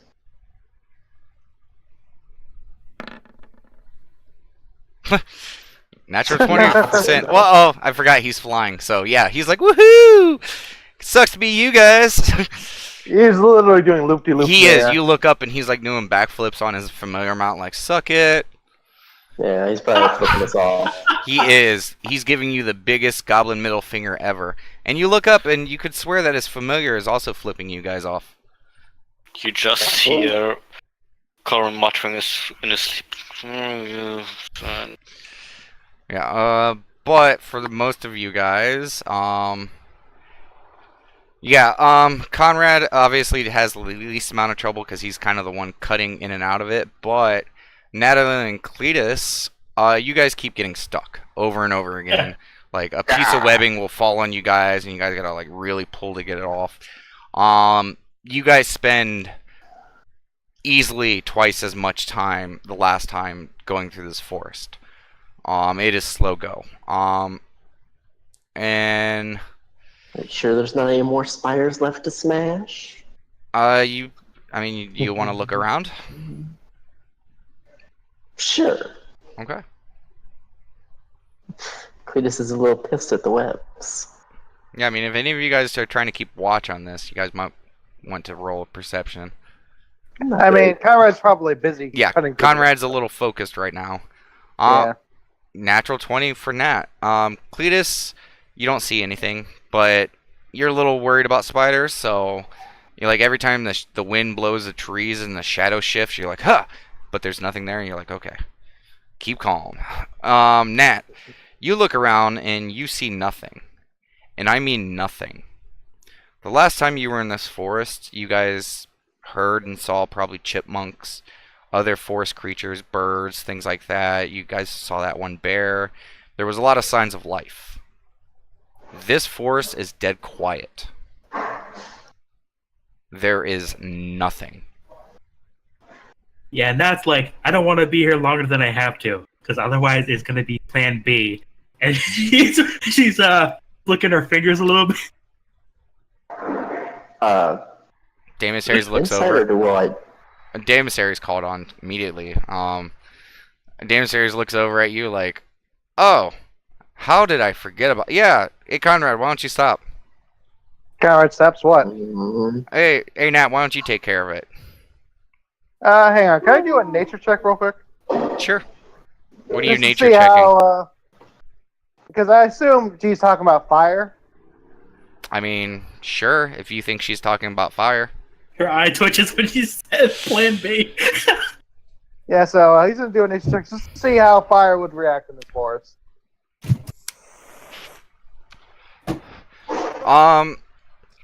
Not a bad roll, 21. It just recently rained, so you have a feeling that it would probably be determined by how much fire is used. Okay. So, he's like, what are you planning on doing, Nat? Conrad says. Take a good guess. Alright, good luck. Well, Conrad says. if he wants- He goes to the rear of the group right now. Daemissaries is right next to you, Nat. When Daemissaries asked, Nat did not argue with it. She just raised her finger. Okay, so do you do so? Yes. Okay. He just has his water skin out. Okay. Nat, go ahead and roll me the attack. Eh. Okay. You charge up. And you put your hands forward. Nothing happens. So you try it again, and you immediately start feeling the burning sensation around your neck. Ah, not again. Oh, you try it 2 more times? Okay. You try it a 3rd time, and it starts almost choking you and burning you. And then on the 4th time, you literally drop in pain. You take 3 points of fire damage. And that's Whoa, Nat. You You guys alright? actually see almost a bit of smoke coming around her neck. Nat takes off the scar as quickly as possible. Catch on fire. Yeah, you take it off, and your whole neck is sizzling. Jeez. Is it the Ow. collar, Nat? Yes. Ow, ow, ow. Kyra will pull out his extra water skin and kind of pour it on her neck. Daemosaurus kind of looks over at you. He's like, probably wouldn't want to do that. Really? He takes out his water skin, which has been sitting around and kind of warm, and he pours it on there. And he kind of looks over to you. He's like, yeah, it's really not a good idea to put cold water on a burn. And your water skins are freshly poured, so it's pretty cold water. Well, I had another one, but yeah. It doesn't. feeling any... It doesn't really help. Kind of feels like there's liquid metal on your skin right now, but it starts to cool down. You don't think the water even helped it. You think it was just it cooled down. Yeah, I don't think the water helped Big Guy, but thanks anyway. Gives you a thumbs up. She thumbs up back This will and just just be gets like- up and holding her Basically, neck. like, don't worry, I got this, guys. Pulls out both of his hand axes. Okay, roll me a basic attack with your hand axe. Sorry, guys, Nat says. That's alright, Nat. Just try to be careful with that, alright? Just my melee Well- basic attack or throw hand axe? Just give me an athletics check real quick. I'll do the math on it. Just to speed up the time. That's Didn't mean to do that. a bull charge. I know. I didn't mean to do that. Excellent, I clicked it. He charges into the... Oh! Okay. Anything but a nat one. You swing your axe, and it starts cutting through the first one. You start, cutting through, but it's struggling. It's, heavy axe, and there's a short blade on it. And with how much webbing you're having to cut through, by the second swing, or the first swing, there's like a piece of webbing that gets attached to your hand axe. Then you take the second swing, and there's a little bit more webbing on your hand axe. By the third swing, the axe is completely stuck in the webbing. Strength check to pull it out. Sure, go ahead. Okay, that axe is not going anywhere. It is completely bound in webbing. Because, as you were trying to cut through it, the axe, given that it's a very small blade, doesn't really have the kind of length of the blade to really cut through without sticking. There's a lot of handle for the webbing to get attached to. So you basically now have like a cotton candy stick of webbing. And it is completely attached to everything. So is it like stuck in webbing, or is it like just... It's stuck in webbing. I mean, you Okay, guys Okay, can... so I still have it.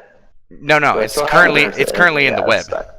Okay. So you guys could take the time to carve it out, but it's going to take a minute, and your axe will still be completely covered in webbing. Did Corin wake up by now? Give me a perception check.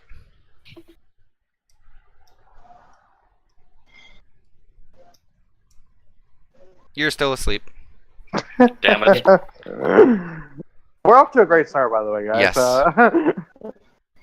Yeah, Nat's just One of you keeping guys her- want to help me with this?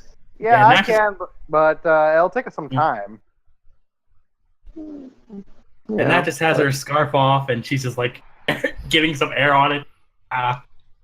You guys hear Sin above the forest like, "What's taking you guys? Woo! Fuck off, Sin. What was that?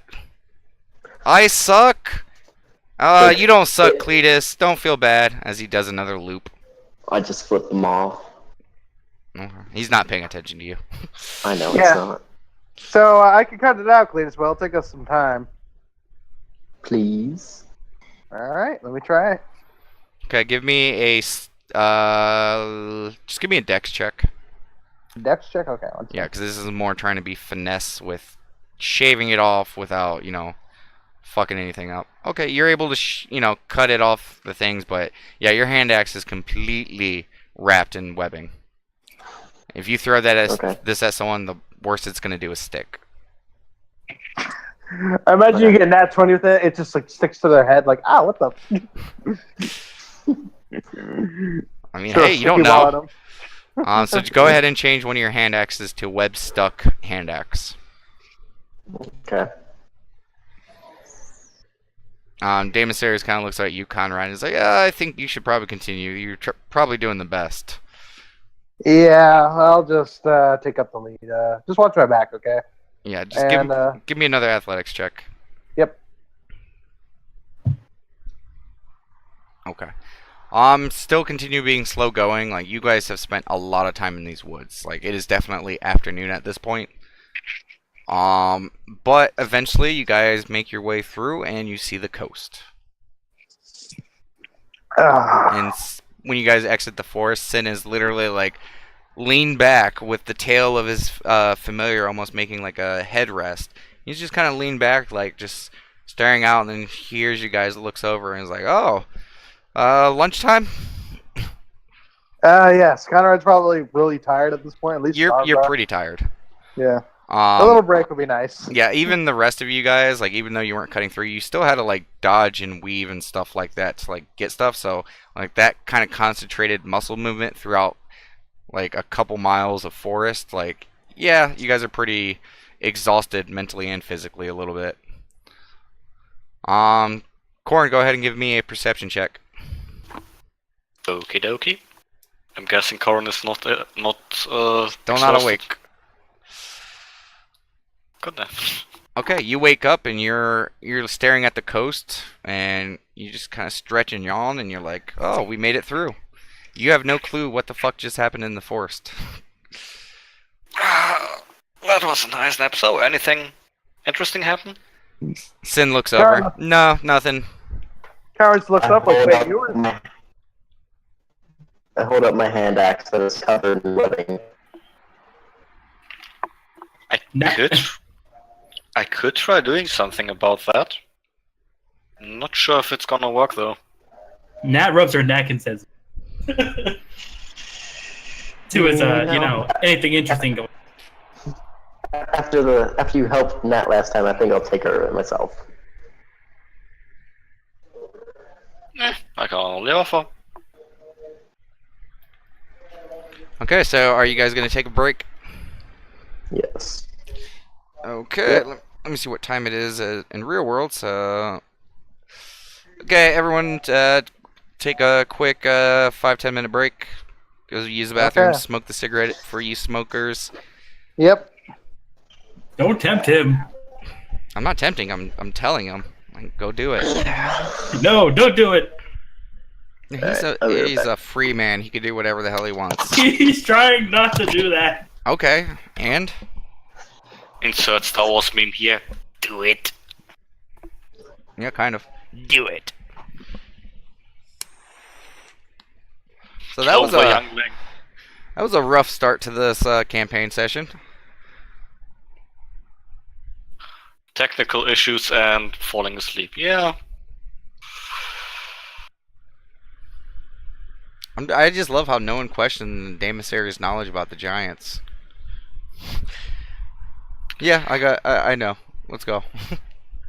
Pretty sure most of us don't think he'd be able to lie. That's true. He's been very upfront. I mean, like, so far, you said, like, it doesn't need perception. Or, sorry, insight checks on him. I mean, he's kind of an obvious person. Yep. Oh, yeah, and, like, poor Conrad, he's probably, like, I'm actually surprised, like, his swords didn't get gummed up. Well, I actually had to do some research into this, and yeah, longer sharp blades have less trouble in webbing than something that is a short blade with a handle, because well, as you're cutting it, it's gonna fray out and like split and stuff like that. And like as it does that, like it's gonna get gunked up on a handle. Whereas a sword, you have more length to slice through it without it catching onto anything. So, what would have happened if Coron had used Shrink on the hand axe? The world may never know. Damn it. I mean, you Because- could just shrink the actual hand axe, and then you just got the giant ball of web. Because my guess would be it would kind of fall out. Mm-hmm. I mean, you don't know Who until you knows? try. I do. Well, I'm not allowed to try, so screw you. I mean, technically, you could try. Yeah. I mean, you could stealth over and try to shrink his axe. I'm pretty sure the rules only state that you need to be touching the item, right? Yep. Yeah, so technically you could if you wanted to. Well, after he told him not to, not do anything to break that. And I'll remind people who are not here at the moment, but go ahead and if you guys are eating lunch, go ahead and write a ration, and everyone should knock off some water. I'll do that in a minute when I get back. Probably with what you guys did, probably a whole water skin. A whole water sim? Okay, Yeah. got you. Half water skin for Coron? Nope, full. Damn it. But he was asleep the whole time. Yeah, never mind. Okay. Yeah, literally, he was sleeping on Yes. Conrad's head the entire So- time. Probably half water skin from waking up and be like, oh, I'm thirsty. Rations are kind of dry, so. Alright, I'm back. Okay. Go ahead and mark off ration and a water skin. Already did. Okay. Yeah, because you guys. Sorry about being a little late. Yeah, because you guys were pretty thirsty after going through those woods. I have a feeling that Cletus probably has a few dangling webs on his head right now. And Probably. Nat definitely has webs over her. Burned neck and some web. Why won't you let me try stuff out? Just shrink random stuff, see what happens. Last time that happened, I got a tiny tent. And although that was funny, I don't want that happening to me. Yeah, well, but you I do know he can made it big control again. it. I can just put it back to normal size whenever I want. And it was easier to carry when he did that. No, it wasn't. Just No, a lot. it technically was slightly easier to carry, but it's the overall weight that didn't make a difference for Nat. Weight the same, but easier to carry. Yeah, it's like carrying two different TVs. One's really big and one's smaller, but if they weigh the same size, usually the smaller one's easier to carry because it's a lot less weight, distributed, so it's not swinging as much and doesn't have like a lot of crazy leverage. Exactly. And that's physics, brought to you by Low Initiative. Everyone back? No. Okay. No, I should Yeah, probably Conrad's still smoking. Thing. take a bathroom break myself. You probably should. Yep. Nat is super happy right now. Yeah. Why would I you mean- break your own bathroom? Shut up, Corn. So I'm guessing the deal with Welton went well. He got a nat 20 on his bluff roll. Plus his spell. Nice. Plus Sin's assist. So Now it's like- basically, Corin could have told him he's actually a giant, and Walton would have believed him with this role. Probably. Good The job, funny Corn. thing is, yeah, I know, it was hilarious. Like, nat 20 at the gate. That was nice. And right when I did that, I accidentally turned off my computer. Yeah. I was wondering about that because I'm like, wait a second, it's scoring off, and I'm like, oh shit. The roll's so good that he just has to leave right there. Doesn't come back He the whole couldn't. He couldn't believe it. Ah, god damn it! Shut up, Nappa. Okay, everyone good? No, probably still waiting. I'll, I'm Yeah, so always good. Okay, well, I mean, are you still talking or able to talk? yeah, of course. Okay, because it's theater of the mind right now. All right, cool. That's fine. Yeah. Okay, you guys finish eating. You guys take probably like 30 or so minutes to like just sit down, eat, rest, and just whew. Okay, that was rougher than we thought it would be. Yeah, definitely. But you guys do see a familiar sight. Exiting the forest to your right, you guys do see the kind of coastal path that winds up the western coast over here towards the north. And you guys see the mountains. We're on a beach, right? Rocky coast. Like, from where you guys are at, like, looking down, there's probably a good 15-foot drop into the ocean. Ah, darn. Okay. Yeah, just kind of picture the edge of the woods and maybe 40 or 50 feet past the forest of, like, kind of, like, real dirty grass that kind of, like, ends into, like, rocks and just a drop-off. And then you have the coast. Got it. Okay, well, let's, you guys ready to continue then? Yeah, I'm ready to continue. Okay. All right.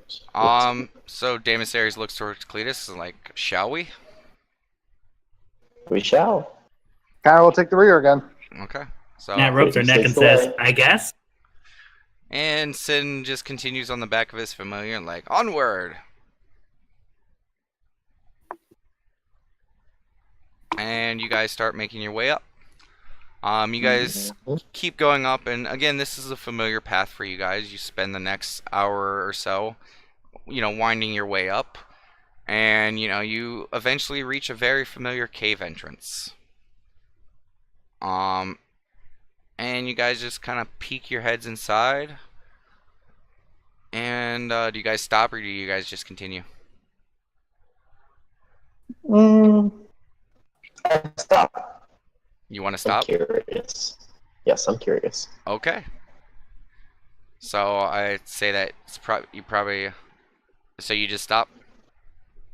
Mm-hmm. Okay. Damn Series looks over. He's like, "Hey, what's up?"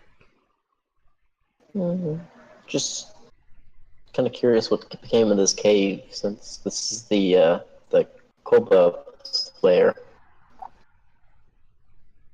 Damasares walks up, like just straight up just walks past you towards the entrance of the cave. And, at this point, Conrad and the rest of you guys, you're all caught up. And you just see Damasares walk over to the cave entrance.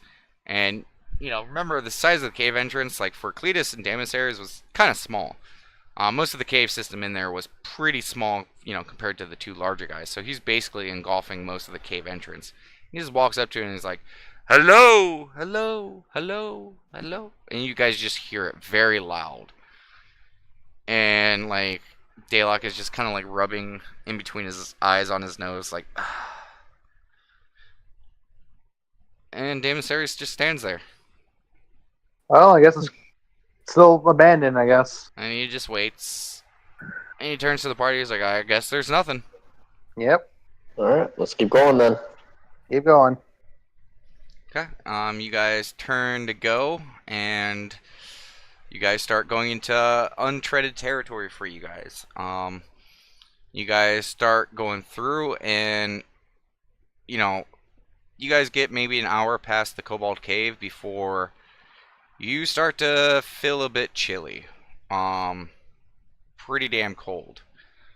And as you guys continue, you guys basically reach the most northern part on that map. I will point it out for the audience as well. Right over here. And right when you get to about that point, it starts getting fucking cold. Like, it's cold. For all of us? All of you. You are cold. Okay. Put your cloak on. Yep, I put my cloak on. Yep, puts back cloak on. Okay. So, everyone grabs their cloaks. Okay. Sin just, he pops a little fire, and he just kind of, like, has it float over in front of him, and he's just kind of keeping his hands over it. Jackass. Do you whisper that? I kind of say it in a hushed tone. Give me a stealth. That's it. Give me a stealth check. He hears me. Alright. Nat says, must be nice. He looks down and he's like, "Oh, it is." Yeah. Okay. Yeah. You hear Damasaries kind of chuckle because he's right next to you. Because I have a feeling it was like kind of that half whisper, but no one else hears it. And you guys continue along. Damasaries does not put on any cloak. But you guys continue along, and at this point, it is starting to get kind of towards dark time. You guys want to look for somewhere to camp for the night? Wouldn't be a bad idea, Conrad says. Just to give you an idea of what you guys are dealing with right now, the widest part is maybe 100 feet. From the Kobold, from the start of the mountains up here, if you guys backtracked like maybe a good 20 or 30 minutes, you guys could find an area that has a decent amount of space. But currently what you guys are looking at is pretty much the start of the mountains. So it's pretty high rocks and stuff like that, and that leads up to the mountains. And maybe 30 feet of space between the start of the mountains and the cliff edge. Yeah, so we would have to either backtrack or continue on, basically. Um, I know what I'm hearing. Damasaries, what do you think we should do? he looks around and he's like stomps his foot on the ground. And he's like, "Well, this is solid. I mean, and we just keep our backs towards the mountain and close together. I'm sure everything should be fine. All right. I mean, if it's gonna be scary for You're us, sort of the expert, so he's like, if it's gonna be scary for us to potentially accidentally fall off, then anything attacking us has to worry about that as well." True. sounds fair. So camp here, guys. Sure. Sure. Yeah. Yeah. Sin flies down and starts setting up his tent. I start setting up my tent.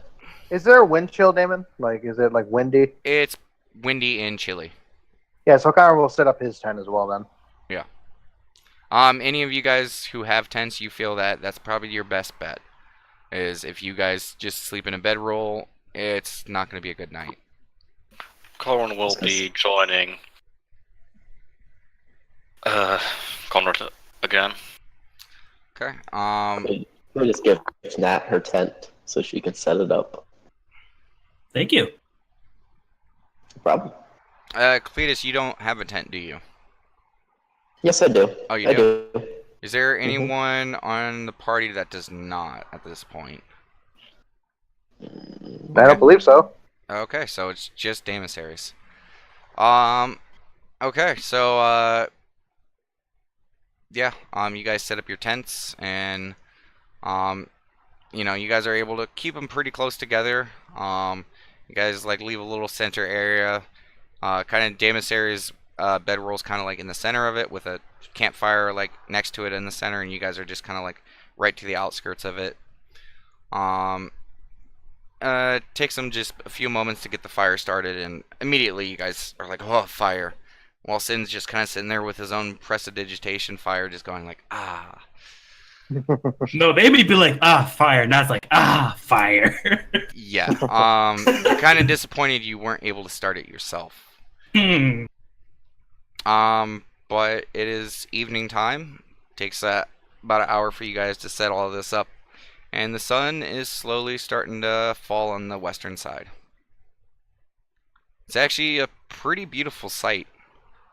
From here to the west, I mean, there's really nothing blocking you guys' direct view of the sunlight. So you guys get to see the sunset again over the water. And it is just as beautiful as last time you saw it. Nice. So watches. I'll take first I'll one. volunteer for. I'll do it with you then. All right.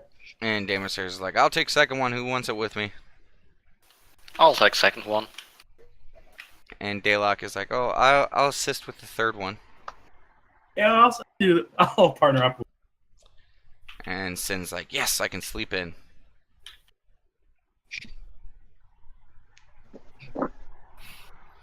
Okay, so first watch. Remember everyone to mark off half a water skin in rations. Okay. And Damus Ares makes it a point that you guys eat and drink. Wait, So is another that? trail ration?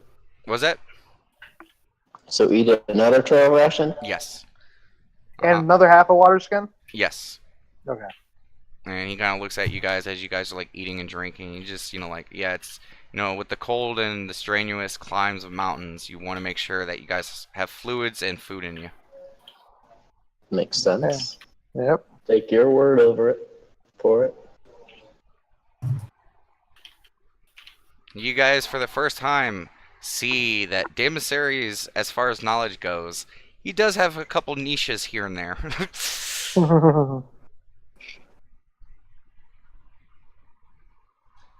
Hey, Daylock, before you go to bed, I need to talk to you. Sure, Sir Cletus. What do you need? So I've already informed the rest of the party. I've been trying to get a chance to tell you, but it just kept missing. Were you there when Conrad took down that wanted poster? I don't believe so. Okay. Well, the gist of it was Conrad saw a wanted poster for a Flint time hand, and it was for a Minotaur, and he tore it down. He's explained that he has dreams about certain people. Sometimes he can figure it out, sometimes he cannot. I'm sorry, Conrad, I don't know if you want to tell him, but I'm just I told him about the generalizing here. dreams. Don't worry about it, man. Okay. So, yeah, he had a dream about me, and through that dream, he found out that I'm actually Flint Diamond. And I've informed, like I said, I informed the rest of the party. The wanted poster was a wanted poster for murder of my best friend, Jeff Hester. I was falsely accused of the crime, and fearing for my life, I ended up running from the law after they captured me, and I fled to Elolis, and I've just been using the name Cletus as an alias. And from what I saw, sorry. He's kind of been just nodding this whole time, just taking all this information in. And when you finish talking, Cletus, he looks towards you and he's like, well, I mean, this is good news, isn't it? How's that? Well, I mean, if Conrad is, saying that you're innocent and, you didn't have to tell him anything about that, that means he probably knows what happened. So, I mean, this is good news. If people know you're innocent, they can start searching for who really did it. Well, that's true, I guess. Well, I know from my dream that I kind of interject there. Well, I know from my dream that it wasn't Cletus. I don't know specifically who did it. I don't know what to say. Well, I mean, it's a start. Yeah. Yeah, I guess it is. And he looks towards you. So, should I still call you Sir Cletus? For now, yes. Nods. I don't want people recognizing me as Flint and turning me in. And Daylock looks towards Conrad and... So, Sir Conrad, you've been having dreams about people in our party? I told him that, actually, Damon, like a while back. You said that you've been having dreams. Yeah, and I told him it was about people in our party as well. Oh, I didn't know that you told him that. I told him the whole thing. I just couldn't tell My him. bad. My fault. So you've been having more dreams about our party members then? Yeah. I've been having more dreams lately, yeah. Daylock looks a little worried. And kind of closes up a little bit. It's alright, Daylock. I mean, if we can get past that I'm a suspect in a murder, I mean, and anything we find about anyone else, I mean, we'll be very accepting of it. He does a soft nod and just walks away. Yeah, it's not. Yeah, he already walked away. Damn, never mind. Yeah, he just nods and starts walking away. Okay. Yeah, it's not like anybody burnt down an orphanage or anything. I mean, what? Damon Series is like, I'll go get him. And Damon Series gets up and follows Daylock. Who burned down an orphanage? Fire Nice? It's called a joke. It's... Duh. I got it, Corn. 10 or 20 minutes pass, and then Daylock comes back. Damon Series is about 5 or 10 feet behind him. And Daylock just goes to his tent and just lays down. See you all good. I'll ask Damon Series. What was that? I'll ask Damon Series, is he all good? He kind of gives you like a,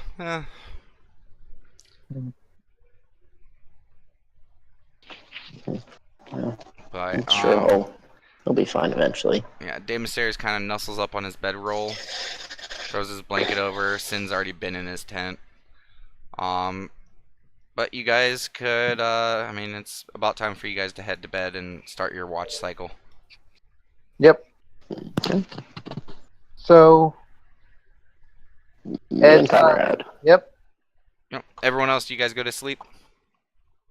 Considering Corin was sleeping the whole day, basically, could he take 2 shifts? If you technically wanted to, but that would kind of mess up your sleep cycle, and it is cold as all balls. Okay, then And we'll just go to sleep normally. Out of everyone, you kind of have a small body. Even though you have that bear thing, it's, you know, active time in cold like this. Probably not the best thing for you. Okay. Okay, so so go ahead and give me a perception check for you two. Yeah. Okay, and you guys begin your watch, and it's pretty quiet. You guys hear the ocean kind of crashing against the rocks every once in a while below you, and you start to I did want to talk to Conrad. and you start to hear a familiar sound. I'm just kidding. oh god. No, go ahead, talk if you guys want to. So, you said you've been having more dreams. Any idea who they're about? Coward just kind of looks pensive at a moment. I've had 2 other dreams lately. One of them was a dream that I really didn't understand at all. It just kind of felt like a feeling, really, or almost like a call to go east, Conrad will say. And the other one, he's kind of like shudders a bit, like, I feel bad for that person. I have no idea who it is, so I have an idea, but I don't know who it is. Okay, I'm guessing you don't want to say anything until you confirm or see if it's okay to them to tell everyone else. Yeah, I'll just say it's not about someone in our party, though. Interesting. Yeah. It's pretty weird. Like, I don't really understand it.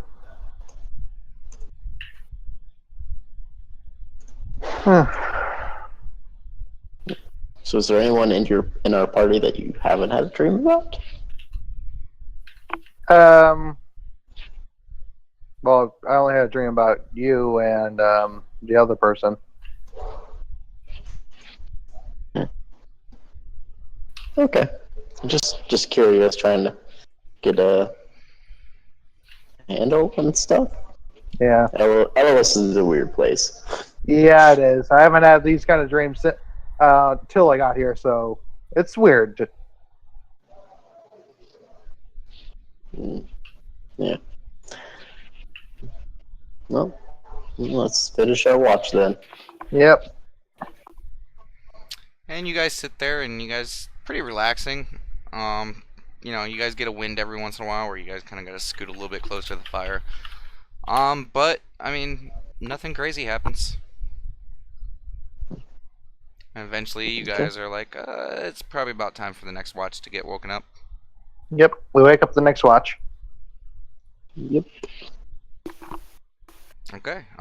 Daemis wakes up, stretches like, ah, and it's kind of weird because he's just on a bedroll. Didn't even put on a cloak Used or to the anything. cold, aren't you, buddy? Oh yeah, I mean I was raised on mountains, so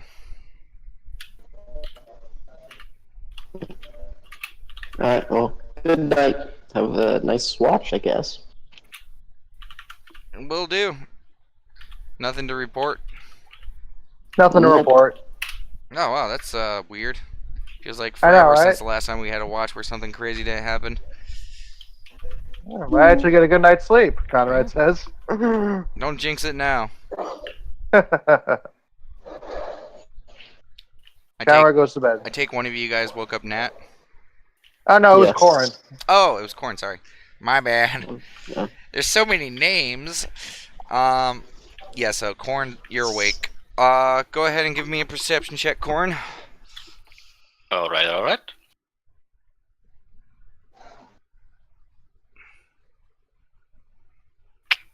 Almost clicked on your character page to do the roll. He's controlling so many people. It's almost like he's controlling the entire party. Yeah, a few more sessions like this, and it'll just be me playing D&D by myself. Yeah.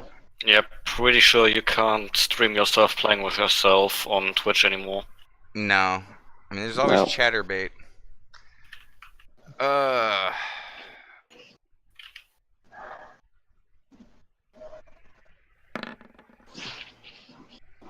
Okay. You guys stay up on watch, and you guys listen, and you guys look around.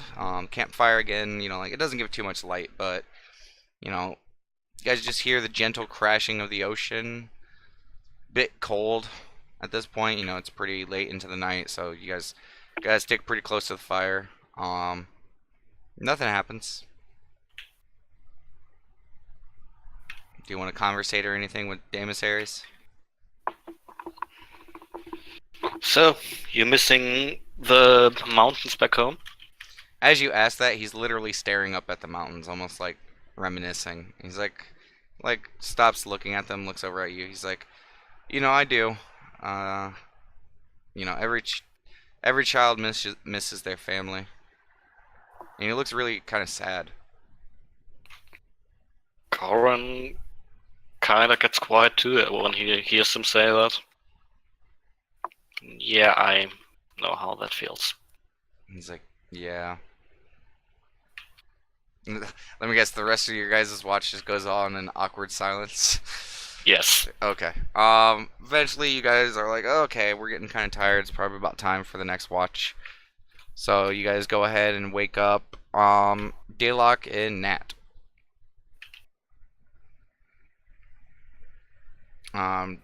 Daemis Ares goes and wakes up Daylock. You gonna go wake up Nat? Yep. Okay. How do you do so?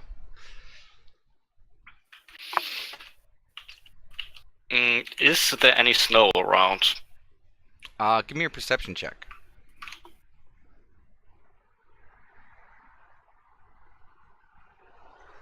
You can't really see any immediately, but you do remember before the sun went down, there was a bit of slight snow coverage, maybe 100 feet up towards the mountain area.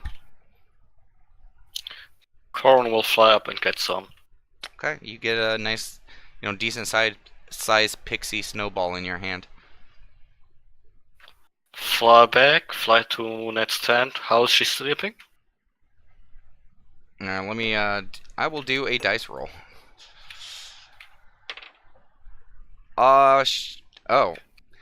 She is currently face down. Right in the back of her neck. Okay. Nat, you wake up with a really weird sensation, and then immediately followed by cold going down the neck as the snow that's hit your neck has started to even drip around down your neck, kind of towards your chest. And I would say even a single droplet probably goes down your left breast and just, oh god! And you She's pop looking up. right up. Yeah, you feel wet and snow all on your backside. And there's Corin just fluttering right next to you. Morning! Yeah. Cross attack. Cold. It's the opposite of hot. Yeah, you guys like.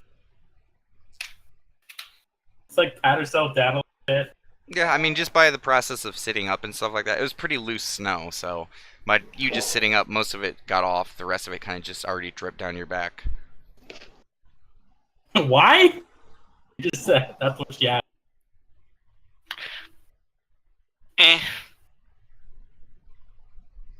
Needed some cheering up.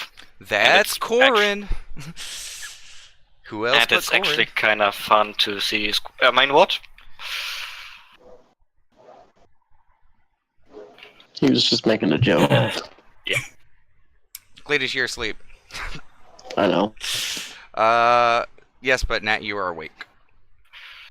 And you open your tent and you see Daylock is getting up. And Damus Harris looks over at you, Nat, and is like, oh, about time you got up. Yeah, a little snow down my neck tends to do that, I suppose. He just has Just an looking at eyebrow Corin. raised because he has no fucking clue. He was not paying attention to what Corn did. Yeah, forget about it. Just sits down by the fire. Okay, sure. Well, I mean, nothing happened on our watch. Just try not to fall asleep. That ocean's pretty relaxing. I think the fire's more relaxing. Ah, And it is. Like, you woke up pretty chilly. Being able to get out and sit next to this fire, it's pretty awesome. ah. Yeah, and Damus Ares gives a half wave and just kind of goes back over to his bedroll, and within moments you hear the snoring of Damus Ares. Sounds about right. Corn, you go back to bed? Yep. Okay. Nat, go ahead and give me a perception check.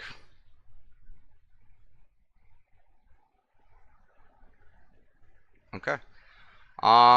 You don't hear or see anything, but you do notice that Daylock is not really on watch. He's just kind of sitting there, kind of staring at the fire.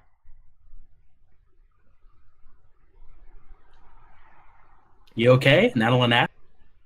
Oh, yeah, sure. And immediately realizing that he was just kind of staring at the fire, he actually like starts looking around and stuff like that.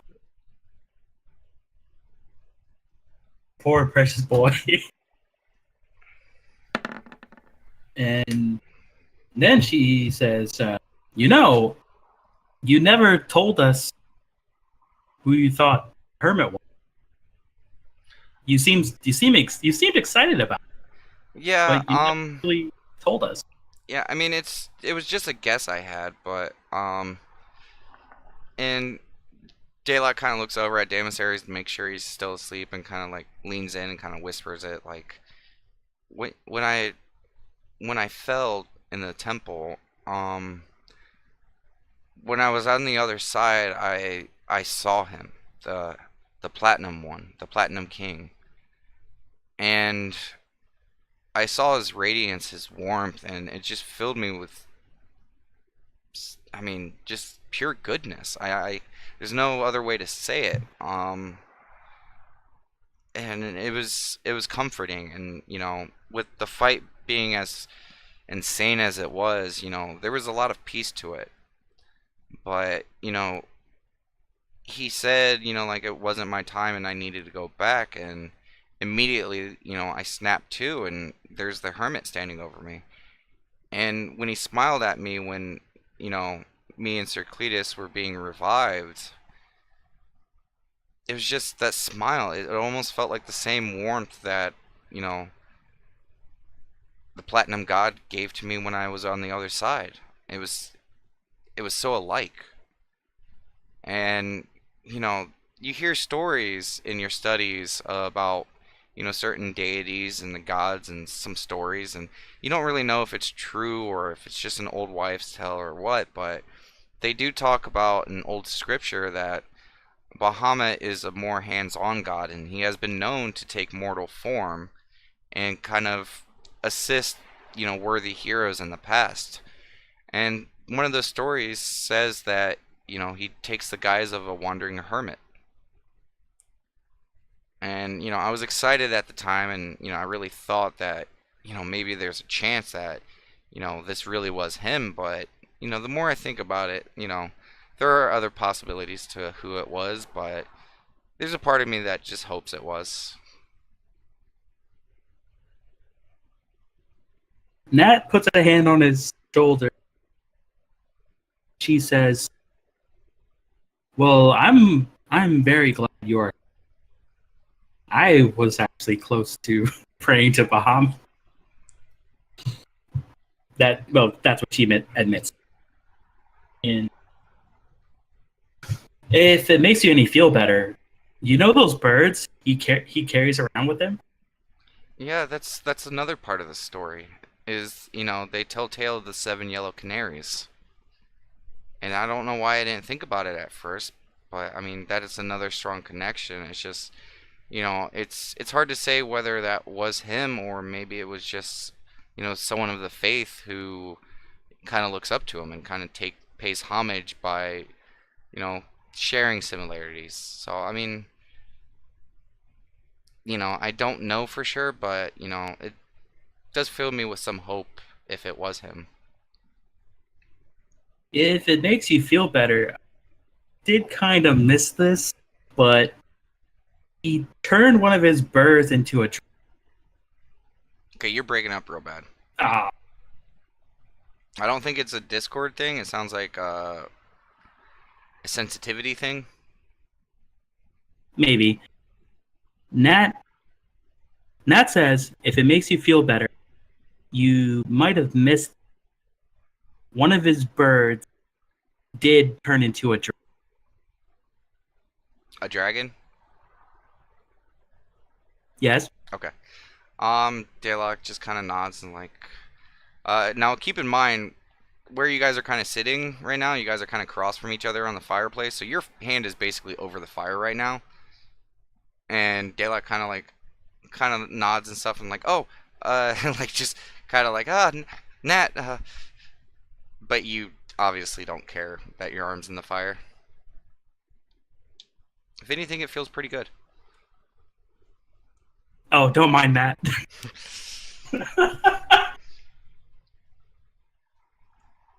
But Nat tells him that could be a good guess.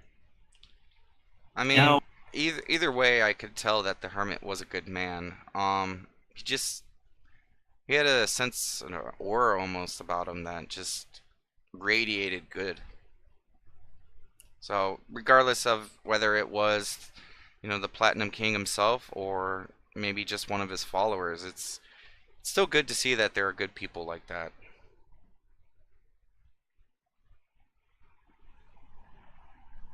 that would be a nice story to tell people, especially if they follow Bahamut. Yeah, I know my mother does. yeah. Daylight kind of smiles and he's like, "Yeah, you're right. I mean, who knows? Maybe those other people in the stories didn't know for sure either."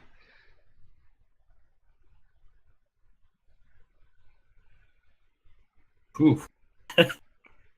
What an honor if it turned out king. Okay, I'll go ahead and try quit and rejoining because is it breaking up for anyone else? Yeah, it is. Yes. Ah, You sound like a Makita. Welcome to Makita. How can I take your order? Wayne's World joke. Wayne's Yeah, World. Wayne's World. she was just pretty much saying, what an honor it would be if what he said was true.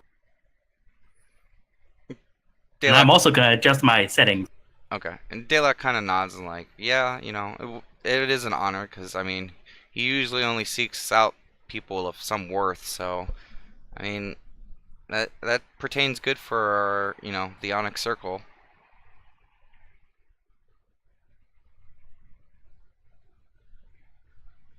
Maybe he saw worth in you. And she smiles at him. He kind of blushes a little bit and kind of like tightens up, but not like in a bad way tighten up, more like embarrassed tighten up, like. He's our precious little boy. Cinnamon bun, too Yep. pure for this world. But your watch goes on uneventful. Eventually the sun starts to rise.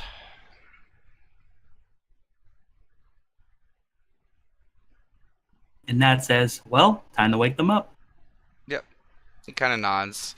And you guys begin to wake everyone up. So, everyone, you are awake. Oh, I should have found some snow first. Wait, what? Conrad says like it's like he just hears that. Nat, you look around and the only snow you see is about 100 feet up the mountain. And you have a feeling that it would take you quite a bit to climb up there. Of course it is.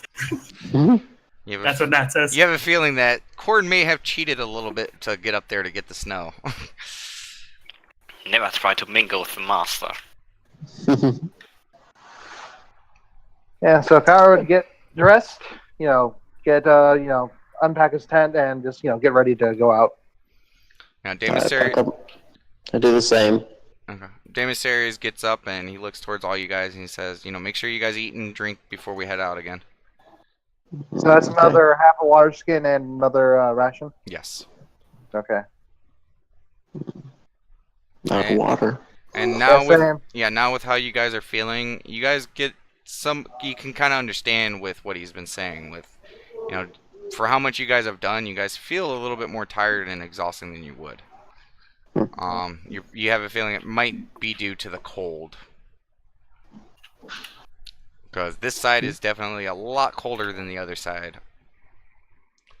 There's actually a pretty big difference between this side and like Latest side.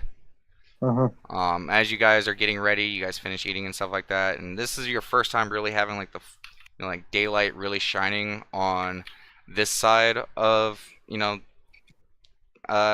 mountains.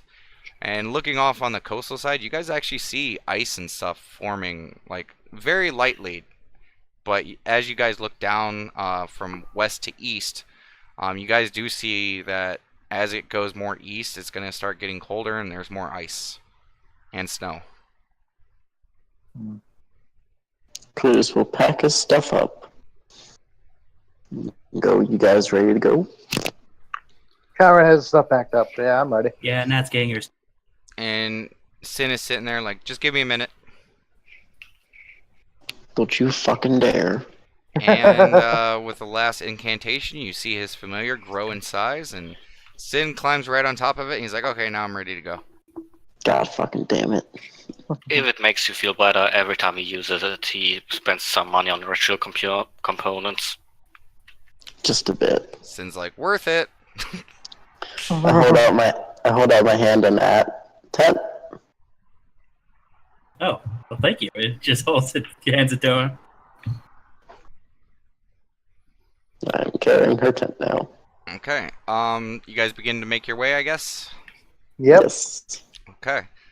You guys start going, and Damus Harris has been keeping his eye on the mountains this whole time.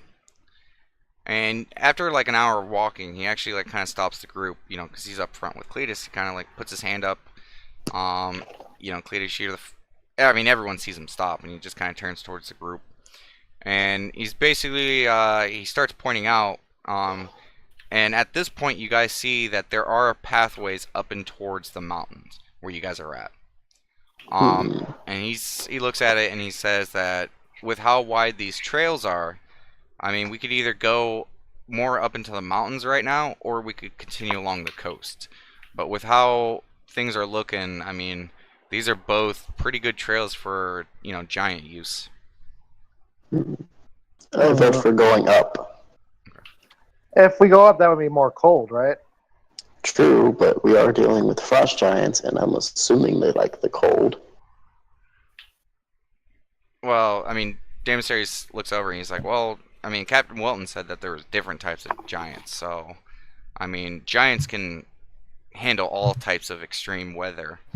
So, I think we should probably just get closer to where the path kind of splits up and probably just check for tracks. Sounds good to me. Okay, you guys continue, and it's like another, probably 30 or 40 minutes till you get to this one point that he's talking about. And immediately, you guys can tell that there's been some traffic through here. As you guys approach, there are lots of footprints. Can you tell any idea which way they're going last, Conrad? Nature check? Yeah. Okay, one sec. Carl, try as well. Okay. Ooh, natural 20. Oh, nice. 29 and 20. Yes. You can tell, Conrad, by looking at it, that the most recent seems to be going towards the coastline. Good thing you rolled that high, because, yeah, there's a lot of footsteps, and they're kind of going back and forth, but looking at the freshest, ones, they're definitely going down the coastline. Well, Conrad says, it looks from with this foot traffic, the most fresh ones are the ones going along the coastline. That's probably where we should go then. Damus Ares looks at Conrad and is like, okay, I mean, if that's where you think they're headed, then that's probably where they're headed. Yeah, that's what I'm seeing anyway. So you guys All right. continue along? Yep. Okay. You guys continue along, and, the tracks just continue and continue and continue. But as you get further east, I'll include this as part of your role, Conrad. But you notice that it seems like they're increasing in number the further east you go. Like some of them, like footsteps will be coming down like almost the mountainside, getting to the path that you guys are on, and almost looks like they're joining in. And all these tracks are clearly giant. These footprints are easily twice the size of Damus Ares. Yeah. Well, Damus Ares' foot, not twice the size of Damus Ares. But yeah, they are massive, and they all seem to be going along the coast. Okay. Right now, you guys are about, so you guys have been walking for quite a bit.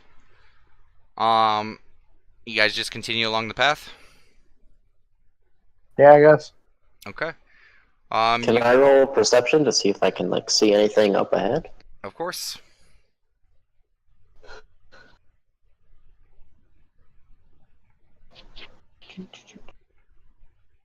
Okay.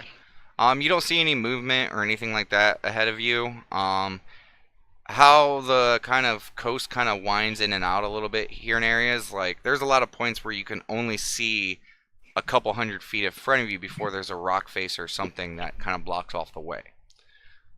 But Okay.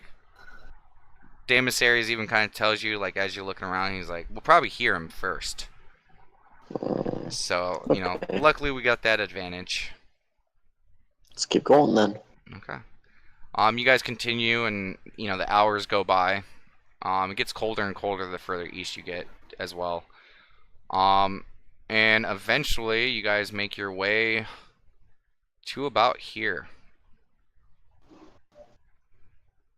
Damn. A little bit far east. And it is starting to get towards nightfall. Think we should camp out again, or? Well, it is getting dark. My only concern is if this is where the freshest tracks are, that means likely that, a giant could come by. That's my concern. How about this? How about we go for another hour, hour and a half, and if we still don't see them, then we may camp for the night. Damus Ares kind of speaks up and he says that probably wouldn't pertain well for our safety.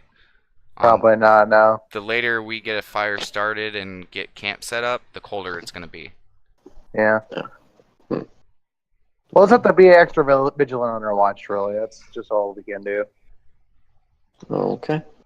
All right, let's get started, I guess. I'll take the same watch as last night. Yeah, we'll kind of expedite it a little, make it a little bit quicker. You guys go ahead and set up your camp. Yep. You guys get your fire started. Damus Ares again tells you guys, hey, make sure to eat, drink some water. I am out of water. You're out of water? Yeah, me too. Me too. Okay.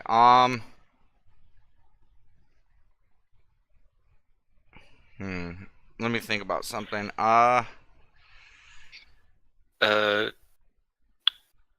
do we still have from the healing potions that we used in the past? Do we still have some bottles? I would say for the most part, maybe a couple, but that's it. You gotta also remember the size of healing potions are pretty small. Yeah.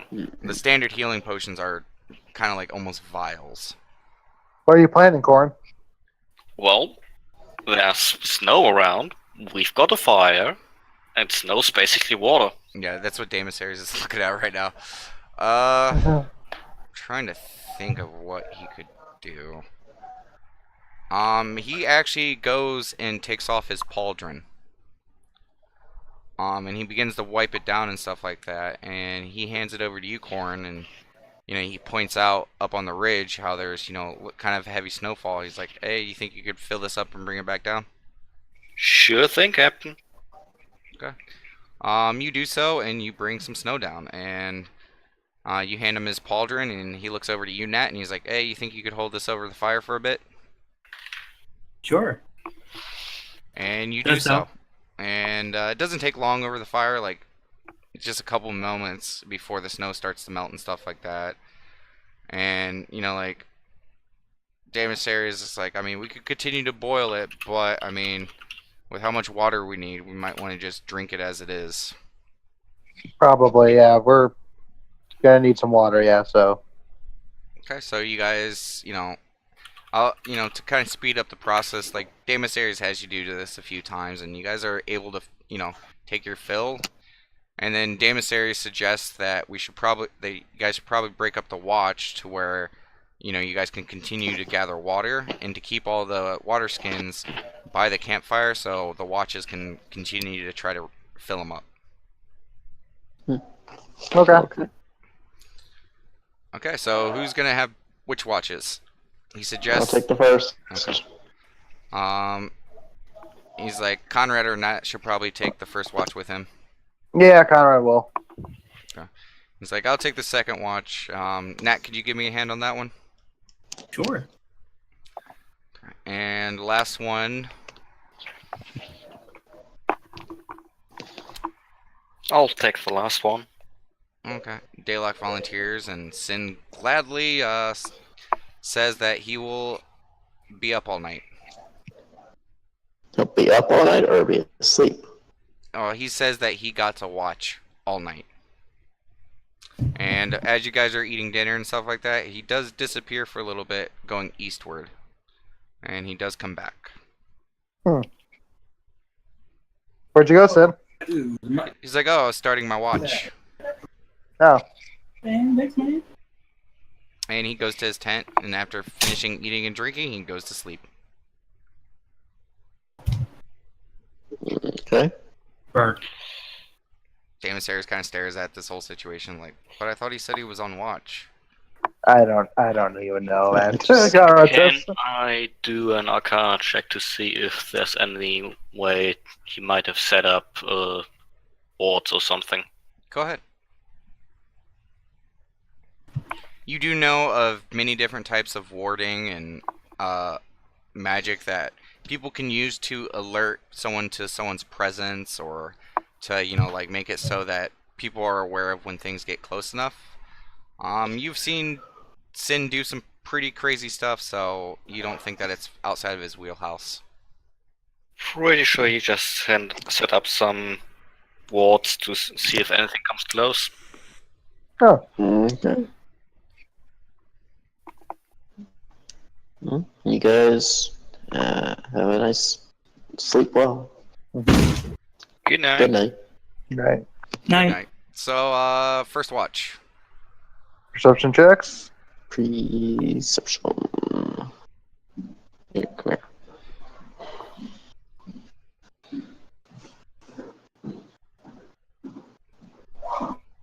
here. Okay, you guys have your watch, and you guys spend most of the time, one of you guys has to basically trek up, get snow with his pauldron, bring it back down. I mean, it's not too far away, but it's a process. But as you guys are, melting the snow and getting your water skins filled back up, you guys don't hear or see anything crazy. Now, out of character, are we actually taking the time to fill up our water skins fully, or are we just getting our water for the night? Oh, no. You guys are filling up your water skins. Okay, cool. Yeah.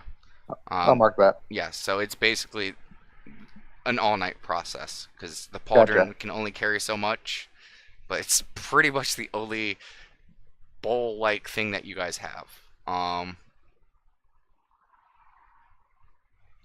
But again, yeah, your watch goes by, nothing crazy. You guys feel that it's probably time to wake up the next watch. Wake up the next watch. Okay, you guys do so, and Daemissaries and Nat is up. Daemissaries looks at Conrad and is like, "Is there anything to report?" Nothing we noticed. Yay! As he kind of like wakes up and kind of like wipes his sleep off. That's a lot of checks, Cletus.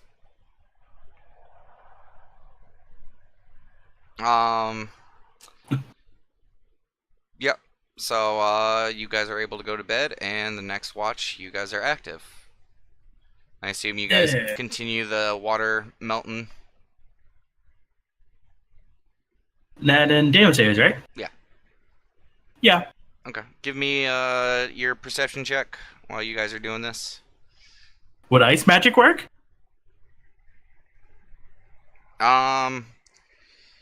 You get the feeling that you'd just be kind of adding effort to the process. Oh. Okay. Yeah. Daemissaries is basically going up with his cloak, and his, like, he does bring back a lot of snow, so, in his first trip, so, you guys are just kind of sitting out there, and you're just kind of basically taking the hunks of the snow, melting it down in the pauldron while you guys sit there and watch.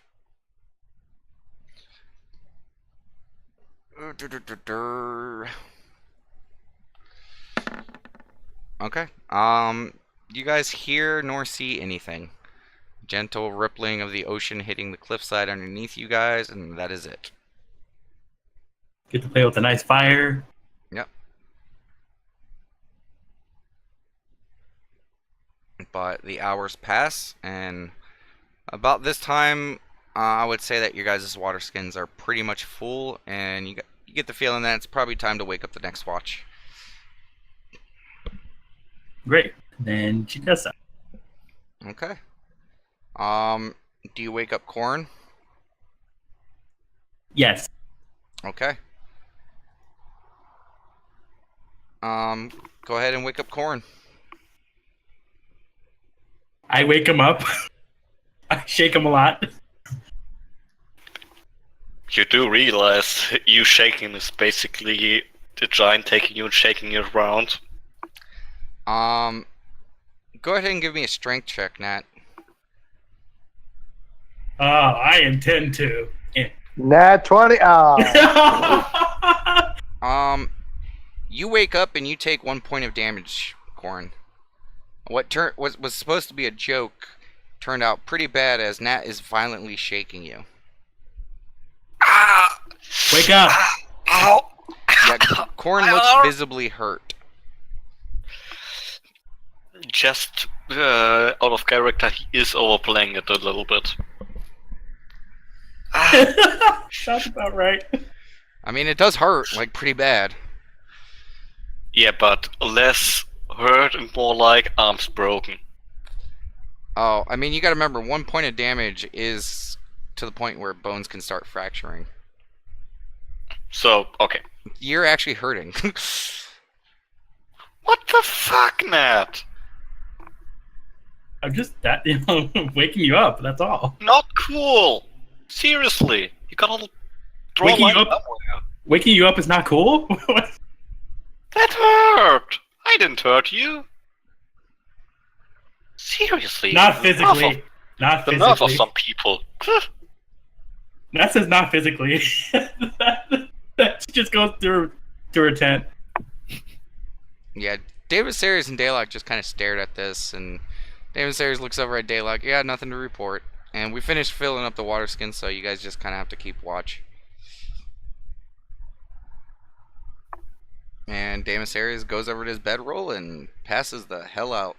Have fun, you two. Nat gets into her tent. I hope the bedbugs bite you. You did what? The bedbugs bite you.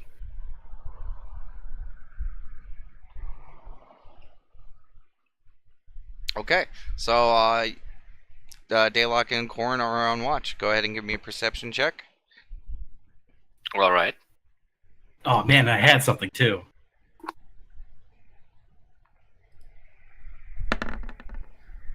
Man, Daylock's rolling pretty good today. I know, right? You guys take your watch, and it is a nice, calming night. This is cold, but you know, with the fire and stuff, you guys are able to keep relatively comforted. But your watch goes on, and you don't hear anything besides the occasional crashing of the ocean into the cliffside and the wind. And after a few hours, the sun starts to rise.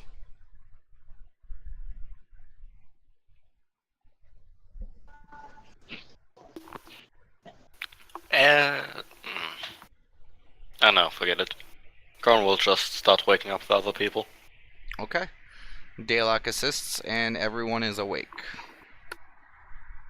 Conrad says. Good morning, all. Morning. And Conrad will pick up his water skins, and he'll start disassembling his tent and all that stuff. Yeah. Damon Series lets everyone know, like, okay, your water skins are filled. And give me back my. And as he walks over near the fire and he picks up his pauldron and connects it back to his armor. So you want us to eat another trail ration?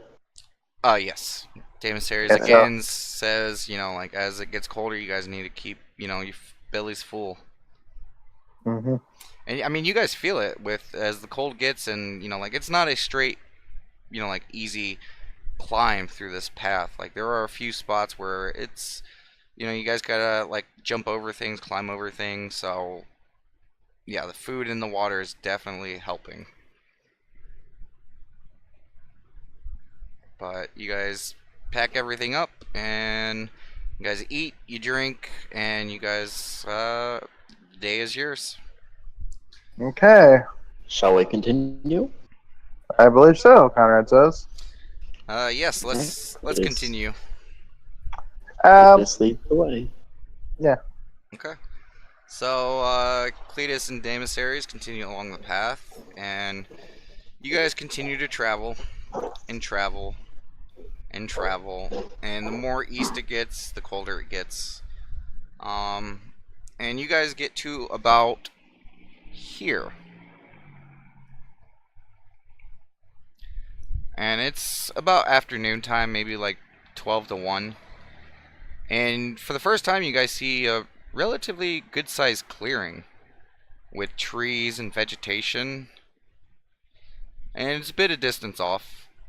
And as you guys get closer and closer, give me a perception check, the entire party.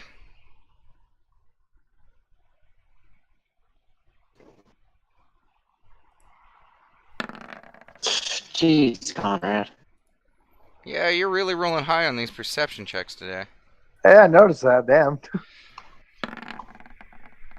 Okay, that actually kind of makes sense, sort of. No, it doesn't, because you're in the back, but you're the perception. You are the perception guy in the party. I see all. As you approach, Conrad, you're the first one to notice it. You hear like a loud thud sound. Boom. And it's just pause. Boom. And a pause. But you feel like it's coming up ahead on the clearing, maybe? It's kind of hard to tell. You can't tell if it's really loud and far away, or if it's closer and softer. It's really hard to tell. Anyone else hear that? Conrad says. I do. Yeah, as you guys get closer to the clearing, the rest of you begin to hear it as well. Corin, would you mind? Okay, scouting on action. Damon Sayers is like, maybe not. Hmm. Because, I mean, if a giant gets a hold of Corin,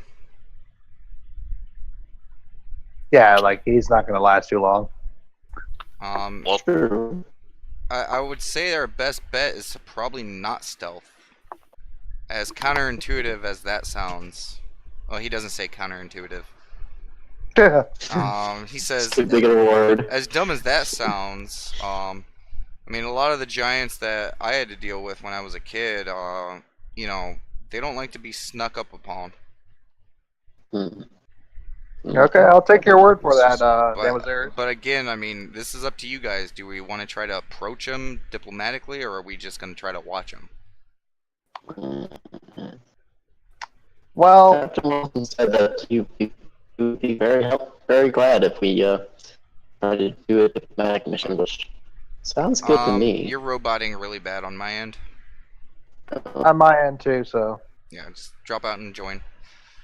Does that matter at all? No. Okay.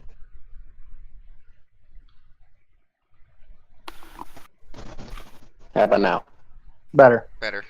Okay. Yeah. Well, Captain Walton was saying that if we can do diplomatic, that would be great. So I'm up to trying that. Conrad will just kind of pop up like saying, so, in your experience, Amos Harris, how are giants just temperament in it anyway? I mean, it depends. Most of the ones we dealt with were kind of the older ones, and, you know, as long as you showed them respect, you know, and the due fear, you know, they were pretty sociable, but, I mean... What about younger ones? They're a little cocky, headstrong, and hot-headed. How do they take peace offerings? That would probably help. Do we have anything to offer? We just pulled out a bottle of very fine wine. No, not the wine. That says. David Sayers kind of looks at that and chuckles. He's like, how would you feel about being offered a thimble of wine? Yeah, Conrad chuckles. That's fair. Said he kind of ponders back and he said, the last time we made offerings to the giants, I mean, there was 4 kegs of ale and, I mean, at least maybe 20 heads of cattle. do they like music?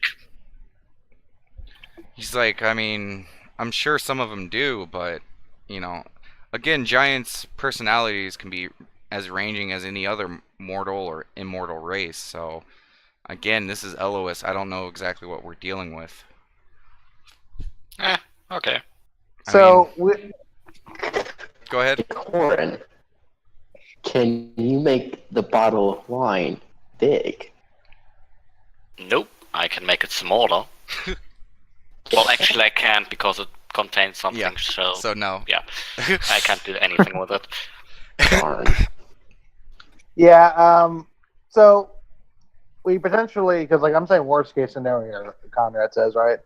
We encounter a young giant and we don't have anything to offer it. That seems like it could just de-escalate or escalate real quickly. So maybe that's the best chance to stealth if we can. Well, again, I mean, it's just my idea. If you guys want to try stealthing, that's perfectly fine. It's just, if we get caught, there's going to be a lot less room to explain. That's true. Yeah, you're right. I guess. David Sayers kind of looks at you guys and like, I mean, if you guys wanted like Corn and Conrad to try to stealth, but again, like if you guys stealth separately to us, and then we have to pull you out, that could also be seen as an act of aggression. Yeah. That could be seen as something bad. I gotta get You better should at big words with that. I gotta get better at using words David Sayers would use.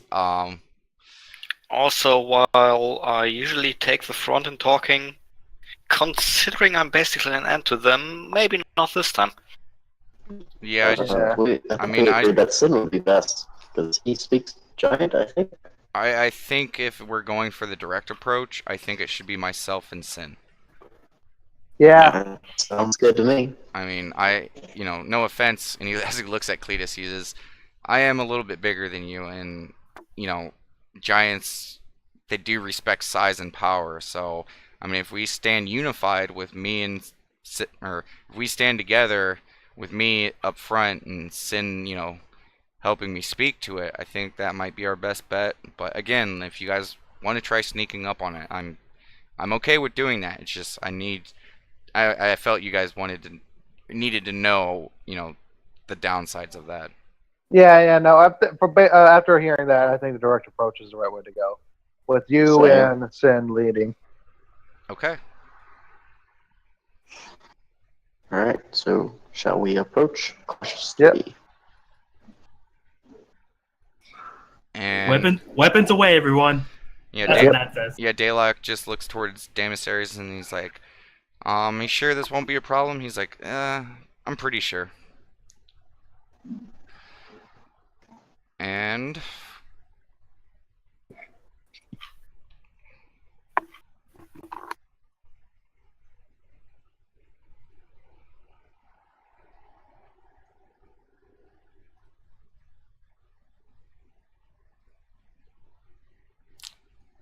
yep, need to grab you guys' pieces.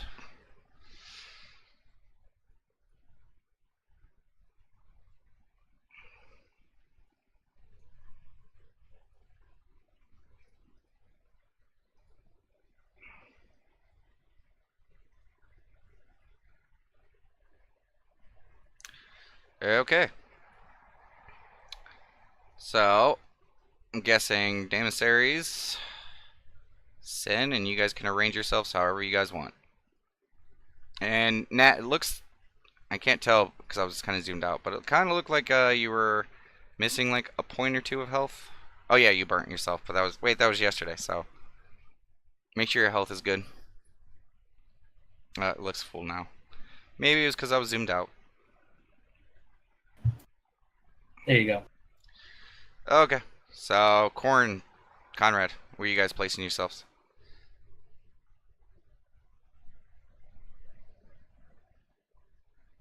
Okay, and as you approach, you hear the sound kind of coming from over here. Okay. And Damasaries just, looks towards you guys. So should we announce ourselves? I guess so. Okay. And Damasaries looks at Sin and he's like, okay, I guess just hail him, let him know that we're here. And at this point, with you guys being this close, that thudding is loud. And you can actually see the tree. There's a tree that's shaking. And Sin kind of kind of sighs a little bit and like shakes it off. And he yells out very, very loudly, "Go Nakusha no!" Then the thudding stops. And out from the tree,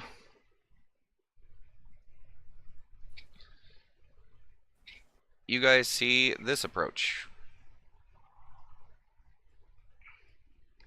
It looks like almost like a human male, very large. He's about 15 feet tall. And he just kind of stares at you guys, and he yells back, "Konaku Fanonoga!" And Sin looks over and he's like, "Oh, that didn't sound good." And before Sin even has a moment to say anything, the giant starts charging at you guys.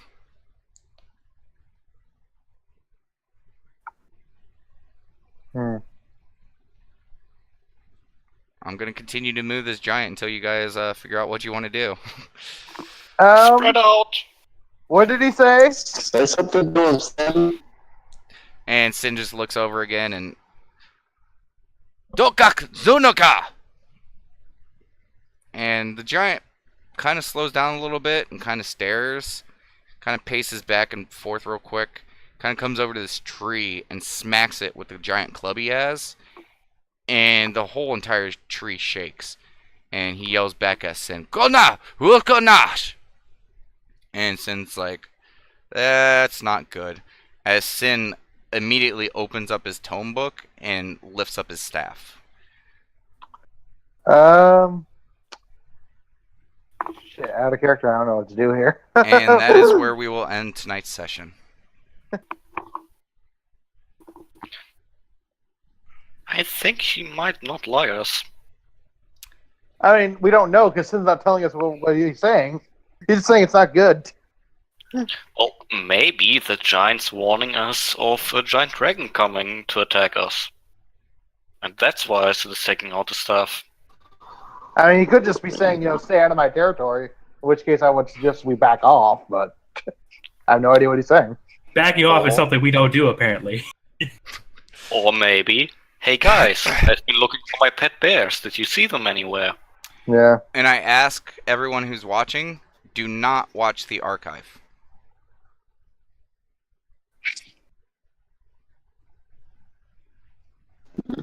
Okay? And I may not actually release the archive until next week's sessions. Talking about us or just people in general that are watching? No. You guys. Players Okay. specifically do not watch this archive. Okay. And I completely forgot to, Okay, so we're going to stop right there.